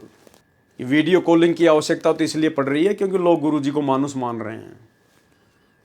जो गुरु को मानुस मानेगा तो गुरु भी वैसी हरकत करेगा, और जो गुरु को शब्द रूप में मान लेगा तो परमात्मा फिर भगत के साथ शब्द रूप में रहता है। फिर गुरु से बात करने के लिए मोबाइलों की जरूरत नहीं पड़ती। जब दोनों के कनेक्शन सही होते हैं तो फिर मोबाइलों की जरूरत नहीं पड़ती है। परमात्मा कहते हैं शब्द निवास आकाशवाणी यो सतगुरु का रूप है। तो एक छोटा सा ऑडियो जो इन आश्रमों में वीडियो कॉल आती है और गुरुदेव क्या कह रहे हैं, उसके बाद आपको समझ में आ जाना चाहिए कि ये अंतर्यामी परमात्मा है, इनसे कुछ भी छुपा हुआ नहीं है। ये दिव्य दृष्टा है जो दुनिया को दिव्य दृष्टि देता है। ये सर्व ब्रह्मांडों को देख रहा है, सर्व जीवों को देख रहा है, सबके कर्मों को देख रहा है। इनसे कुछ भी छुपा हुआ नहीं है, ये सबके घट में बैठा हुआ है। और इनका भी डर नहीं है, लोगों को इनका भी डर नहीं है। सारे उल्टे काम किए जा रहे हैं उसके बावजूद भी। सुनिए ऑडियो। आशीर्वाद है मेरे बच्चों, सारे दिखाई देते हो, और अगर कैमरे से ना देखूं तो वैसे भी देख सकता हूं मेरे बच्चे। इतनी ताकत दे दी है मेरे बंदी छोड़ दे मेरे को। आप चिंता ना करो, जैसे सूर्य सबके साथ होता है ऐसे भगवान और दास को अपने साथ समझना। हम रोज नित्य नियम में पाठ करते हैं, चेला अथवा उपासक होई गुरु सन्मुख ले झूठ संजोई। कि चाहे चेला हो चाहे उपासक हो, चेला वो होता है जो घर परिवार को छोड़ के अपने गुरु जी के साथ रह के भक्ति करता है। उपासक वो होता है जो बाल बच्चों के साथ अपने घर पे रह के भक्ति करता है। कहते चेला अथवा उपासक होई और गुरु सन्मुख ले झूठ संजोई। और गुरु जी के सामने झूठ बोलता है, छल कपट करता है, दगा करता है मानुस मान के। निश्चय नरक पड़े शिष्य सोही, वेद पुराण बाके सब कोई। कि वेद पुराण भी यही कहते हैं कि ऐसा चेला, ऐसा उपासक, ऐसा भगत जो गुरु को मानुस मानता है और भक्ति मार्ग पर गफलत करता है, वो निश्चित तौर पर नरक में पड़ेगा। सन्मुख गुरु की आज्ञाधार है। गुरु जी के सामने तो हाँ गुरु जी बिल्कुल सही बात है, गुरु जी बिल्कुल सही गुरु जी, और पीछे थे सकल निवारे, और उनके पीछे से सारे उल्टे काम। जब आश्रम में गुरु जी के सत्संग सुनते थे तो हाँ गुरु जी बिल्कुल सही है गुरु जी, बिल्कुल सही है गुरु जी, और आज उनके जेल जाते ही उनके परिवार के द्वारा, इन कोऑर्डिनेटरों के द्वारा सारे उल्टे काम, और पीछे थे सकल निवारे, उनके पीछे से सारे उल्टे काम, गंदी राजनीति, भक्तों की मर्यादा तोड़वा दी। 100 शिष्य घोर नरक में पड़ी, ऐसा नालायक शिष्य तो नरक में पड़ेगा।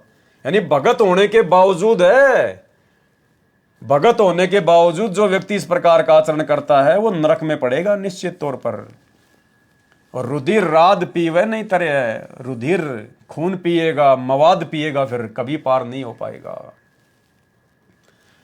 फिर इस बात को हृदय में क्यों नहीं बसाते भाई? ये बातें जो परमात्मा ने हमें बोल रखी हैं, इतना समझाया, इतना ज्ञान दिया, ये बातें हमारे दिल में क्यों नहीं समा रही हैं? क्योंकि गुरु को मानुस मानने वाला व्यक्ति कभी इन बातों पर ध्यान देगा ही नहीं। उसके दिमाग में ये बातें कभी सेट होंगी नहीं, उसकी बुद्धि कभी खुल ही नहीं सकती। जो गुरु को मानुस मानता है उसके दिलो दिमाग में ये बातें कभी सेट नहीं होती। फिर इस बात को हृदय में क्यों नहीं बसाते? परमात्मा कहते हैं गुरु भगता मम आत्म सोई, वाके हृदय रहूं समोई। अगर कोई ये मानता है कि संत रामपाल जी के अलावा भी कोई परमात्मा है, जैसे 90% संगत दाढ़ी मूंछ वाली कबीर जी की नकली फोटो को परमात्मा मानती है, भगवान मानती है। तो भगत जी समझाना चाह रहे हैं परमात्मा की वाणी का हवाला देकर कि वो तुम्हारी दाढ़ी मूंछ वाला भगवान भी यही कह रहा है कि गुरु भगता, यानी जो गुरु का भगत है, मम आत्म सोई, वो मेरी असली आत्मा है और उसी के हृदय में रहूं समोई, मैं उसी के हृदय में समाया रहूंगा।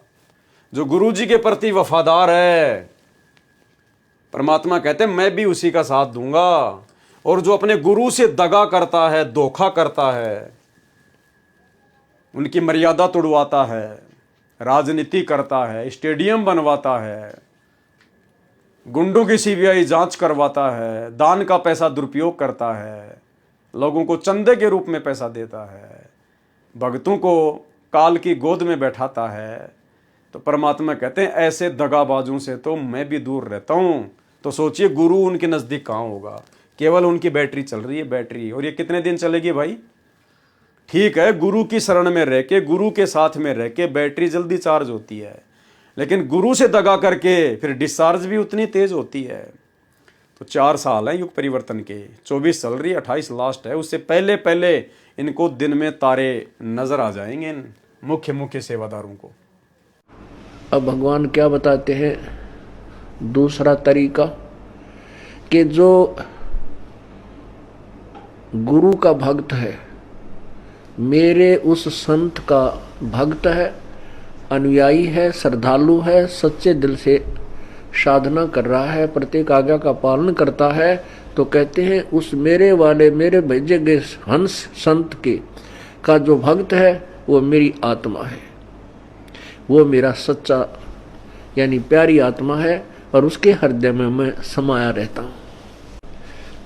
आप जी के हृदय में जब तक परमात्मा है, कब तक है? जब तक आप इस दास को भगवान की दृष्टि में देखते हो, तब तक आपके हृदय में प्रभु है। और जब आपके मन में कोई दोष उत्पन्न होने लग जाता है तो काल प्रवेश कर जाता है, प्रभु हट जाता है। क्या कहते हैं भगवान? गुरु भक्ता मम आत्म होई, वाके हृदय रहूं समोई। गुरु का भक्त मेरी आत्मा हो है और उसके हृदय में मैं समाया रहता हूं, अर्थात मेरी ही उपस्थिति बनी रहती है। और जब तक भगवान की उपस्थिति है तो आपकी श्रद्धा भगवान गुरुदेव के प्रति और भक्ति के प्रति एक पूरी निष्ठा बनी रहती है। जो ही आपके हृदय में कोई दोष आता है प्रभु गुरु जी के प्रति, चाहे किसी प्रकार से, चाहे प्रत्यक्ष या अप्रत्यक्ष, परमात्मा आपसे दूर हो जाता है। ऑटोमेटिक सिस्टम है। तो उसमें आपके विचारों में परिवर्तन, ये दास पहले आपको आज जो पुण्यात्मा, जब तक आपके हृदय में परमात्मा समाये हैं तब तक ये दास आपको क्या दिखता है ये तो आपको मालूम है, दास नहीं कहना चाहता। और जब आपके हृदय में काल समा जाएगा ये दास आपको दुष्ट दिखाई देगा। दास वही है, पहले भी वही था और बाद में भी वही है और आगे भी ऐसा ही रहेगा। जो गुरु का भगत है, गुरु को परमात्मा मानता है और गुरु महाराज के ऊपर न्योछावर है, परमात्मा कहते हैं वही मेरी नेक आत्मा है। गुरु भगता मम आत्म सोई, और वाके हृदय रहूं समोई, और मैं उसके हृदय में हमेशा वास करता हूं। यह गुरु महाराज की बड़ाई है कि उन्होंने हम पापियों को चुन लिया और हमें अपनी शरण में लिया। हमारे पास कुछ भी नहीं है, हम इतने काल के अधीन जीव हैं, हमें हमारी मर्जी के अनुसार न तो जन्म दिया जाता है और न ही मृत्यु। हमें एक दिन पहले भी नहीं पता होता कि अगले दिन हमारे साथ क्या होगा। बस एक दौड़ है जो चली जा रही है। इस दौड़ में सतगुरु रामपाल जी ने हमारा हाथ पकड़ लिया। मैं तुमसे प्रार्थना करता हूं कि तुम भी उसका हाथ कस कर पकड़ लो, फिर गिरने का सवाल ही नहीं रहेगा। तुम्हें तुम्हारी मंजिल मिल ही जाएगी। तुम बार बार सत्संग में आया करो। सत्संग ही वह निर्मल धारा है जो जन्म जन्म के मैल को धो सकती है।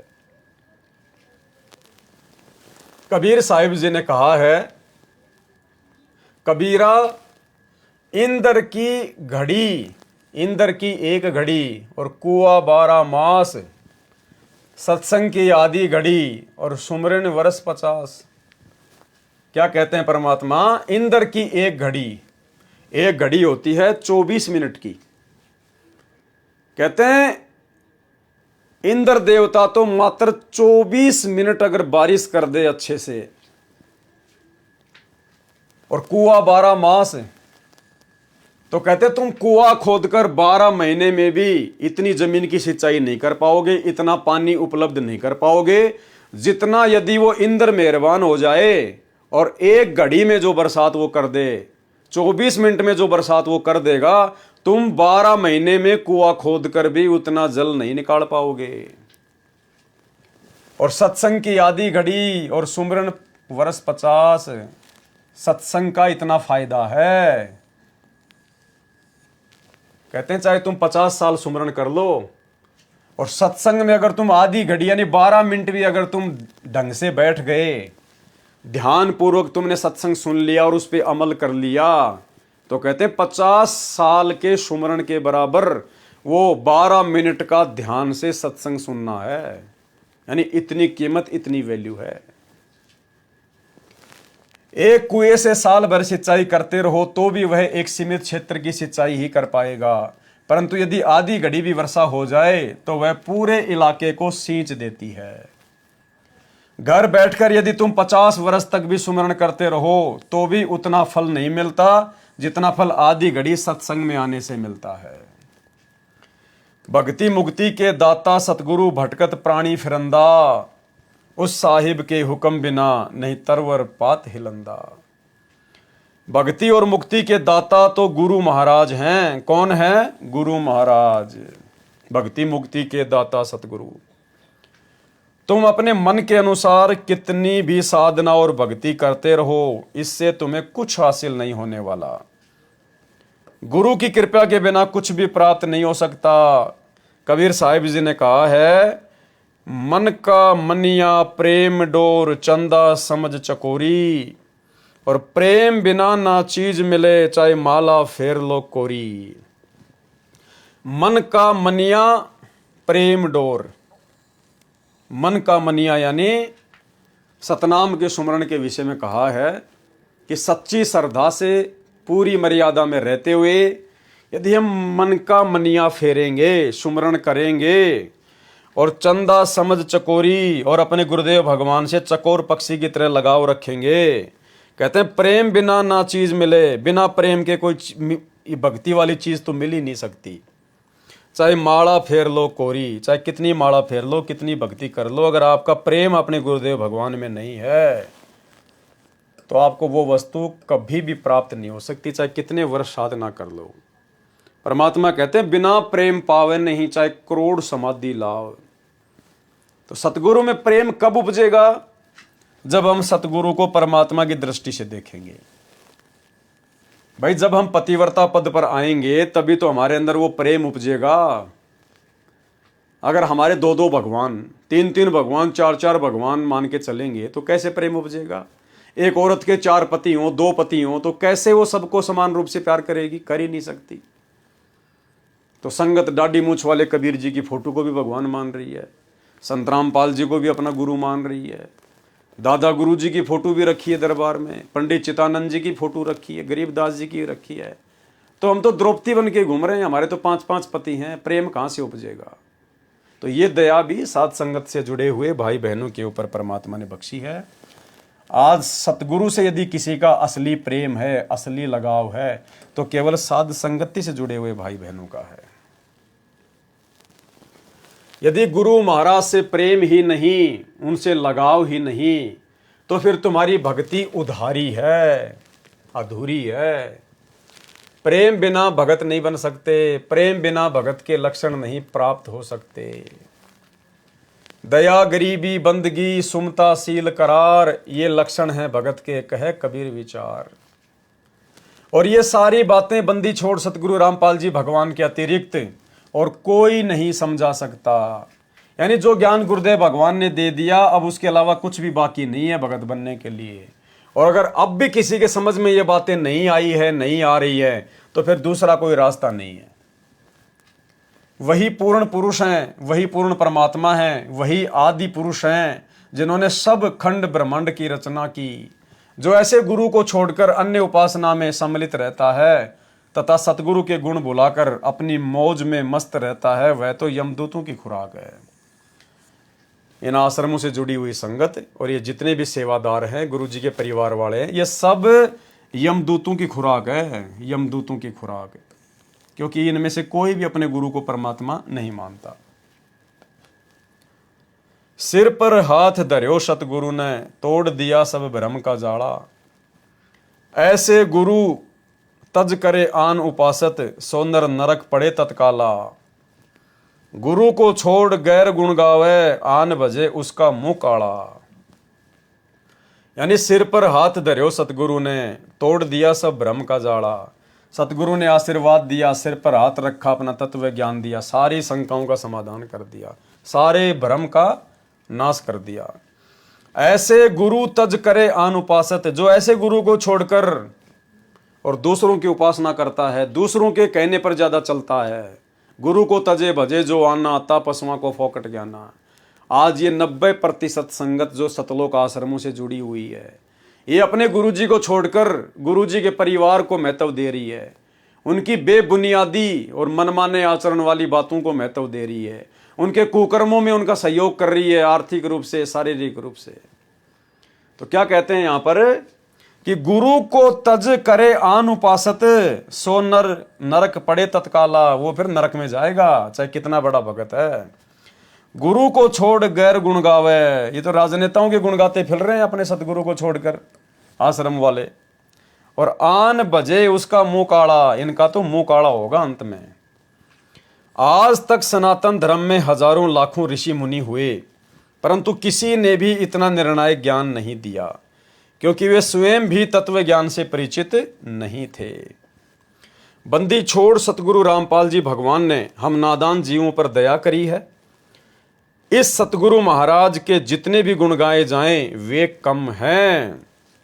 जितने भी गुण गाए जाएं परमात्मा के, जो उपकार इन्होंने आप और हमारे ऊपर कर दिया है, तो कहते हैं जितने भी गुण गाए जाएं वे कम हैं। अभी भी वक्त है, अभी भी समय है, नादान संगत को समझाया जा रहा है, अभी भी वक्त है। बंदी छोड़ सतगुरु रामपाल जी भगवान के चरणों में गिर जाओ, नहीं तो 21 ब्रह्मांड में कहीं और कोई ठिकाना नहीं है। पता नहीं किस दिन हम सबके भाग जागेंगे कि बंदी छोड़ सतगुरु रामपाल जी भगवान हम सब जीवों पर दया दृष्टि दिखाते हुए हमारे सामने आएंगे और अपने प्रेम की बारिश करेंगे। हम सब के मन में उन्हें देखने की बहुत लालसा है। मेरे चंदा को दिया है छुपाए, या माया रंग बादली बनी। क्या कह रहे हैं भगत जी कि मेरे चंदा यानी मेरी सबसे शीतल वस्तु, सबसे सुंदर मेरे गुरुदेव भगवान को छुपा दिया है, या माया रंग बादली बनी। जैसे बादल बीच में आ जाते हैं, चांद की रोशनी छुप जाती है। काया अंदर आप बसत है, जो पत्थर में आग। यानी सतगुरु अपने भगत के साथ में कैसे रहता है, जैसे काया के अंदर परमात्मा सबके घट में बैठा हुआ है, जैसे पत्थर के अंदर आग होती है, अग्नि होती है। चेत मेरी सुरता हरि मिलन को, चकमक होकर लाग। चेत मेरी सुरता, चेतना यानी थोड़ी जाग, सुरता यानी आत्मा, हरि मिलन को चकमक होकर लाग। चोर चुराई तूंबड़ी और जल में दाबण जाए, वो दाबी व उबरी करनी तो छानी नाही। काम क्रोध का बना बादला, गरज रहो अहंकार। आशा तृष्णा बनी बिजली, भीज रहो संसार। यानी ये अवगुण हैं जो जीव को भक्ति से दूर रखते हैं।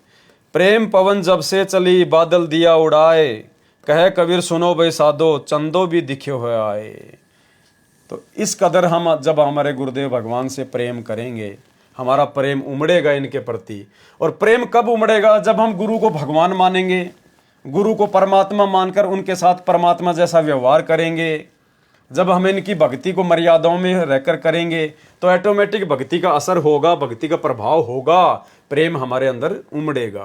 अन्यथा आपसी मर्यादा तोड़कर चाहे कितने बड़े भगत बन लीजिए, वो प्रेम आपके हृदय में गुरु के प्रति उमड़ ही नहीं सकता। इस दुनिया में लाखों करोड़ों इंसान रहते हैं, माता पिता भी हैं, भाई बहन भी हैं, संपत्ति भी है, किसी के पास अपार धन राजपाट भी है, कुछ साधना करके साधक लोग देवलोक तक चले जाते हैं। परंतु इन सब चीजों से संतुष्टि चाहिए थी, वह चीज नहीं मिली जो आत्मा की प्यास मिटा सकती थी। इस संदर्भ में संत सुंदरदास जी, जो दादू साहिब जी के शिष्य हैं, क्या कहते हैं? मात मिले पुनीतात मिले, सुत भ्रात मिले युति सुखदाई। कि भाई माँ भी मिल जाती है, तात यानी जो पिता होता है वो भी मिल जाए, सुत यानी बेटा भी मिल जाए, भाई भी मिल जाए, और सुखदाई औरत भी मिल जाए।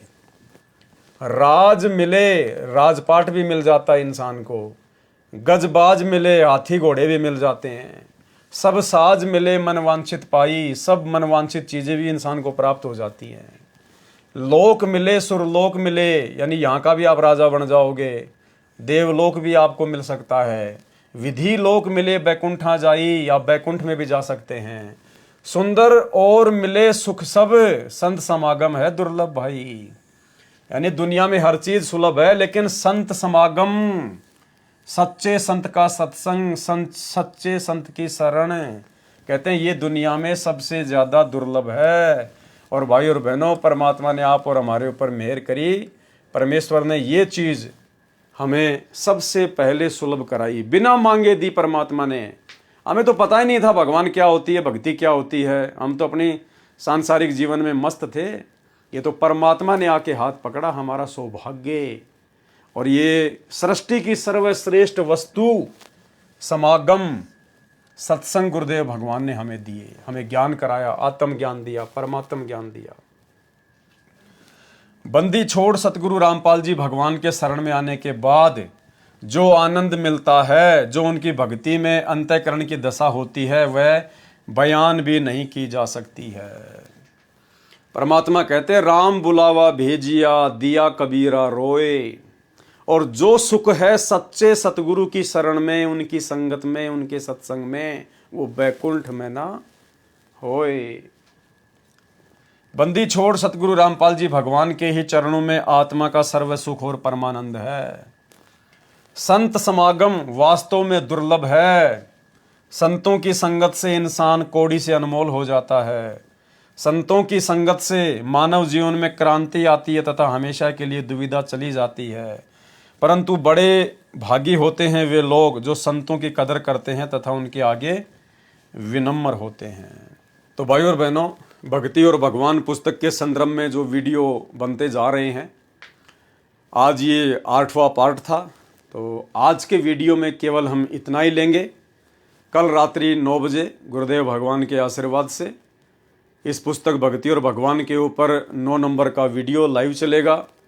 सभी भाई बहन लाइव जुड़िए और परमेश्वर के आशीर्वाद से जितना समय हमें मिल जाए गुरु महिमा करने के लिए उतना ही थोड़ा है। अगर हम रोज़ाना 1 घंटा, 1.5 घंटा या 2 घंटा भी सतगुरुदेव भगवान के आशीर्वाद से, उनकी रजा से, इसी प्रकार से उनके द्वारा लिखित पुस्तकों के ऊपर लाइव आते रहेंगे तो भक्ति और भगवान से हमारा कनेक्शन जुड़ा रहेगा, हमारा प्रेम हमारे गुरुदेव भगवान के चरणों से जुड़ा रहेगा। हम भक्ति के आसपास रहेंगे और यही वो चीज़ें हैं जो हमें अंत तक जीवित रखेंगी, हमारे को भक्ति मार्ग पर बचा के रखेंगी।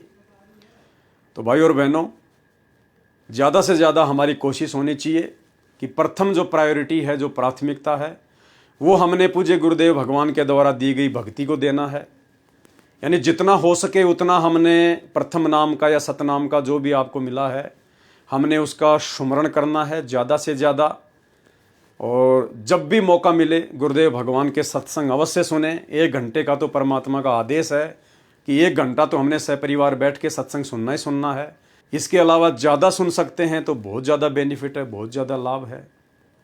5 यज्ञ हम अपने इसी प्रकार से करते रहें, क्योंकि भक्ति प्रथम है। ये साथ संगति के वीडियो ये केवल हमें तरोताज़ा रखते हैं, हमें जानकारी उपलब्ध करवाते रहते हैं, हमें डगमग होने से बचाते रहते हैं। भक्ति मार्ग पर क्या सही चल रहा है, क्या गलत चल रहा है, हमें इसकी जानकारी मिलती रहती है। तो आत्मा जागृत रहती है, गलत कार्य करने से डरती है। गुरु महिमा करेंगे, गुरु जी के गुणगान करेंगे तो हमारी आत्मा चार्ज होती रहती है। तो ये भी बहुत ज़रूरी है परमात्मा के आशीर्वाद से। बाकी भक्ति को हमने ज़्यादा से ज़्यादा और विशेष तौर पर महत्व देना है, विशेष तौर पर, क्योंकि हमारी आत्मा का उद्धार, हमारा कल्याण भक्ति से ही होगा, जो मर्यादाएं और जो भक्ति गुरुदेव भगवान ने हमें बताई है। तो आज के पार्ट में केवल इतना ही। कल रात्रि 9 बजे पार्ट नंबर 9 में सभी भाई बहन लाइव जुड़िए। तब तक गुरुदेव भगवान हम सबको इजाज़त दें, आशीर्वाद दें। बंदी छोड़ सतगुरु रामपाल जी भगवान की जय हो।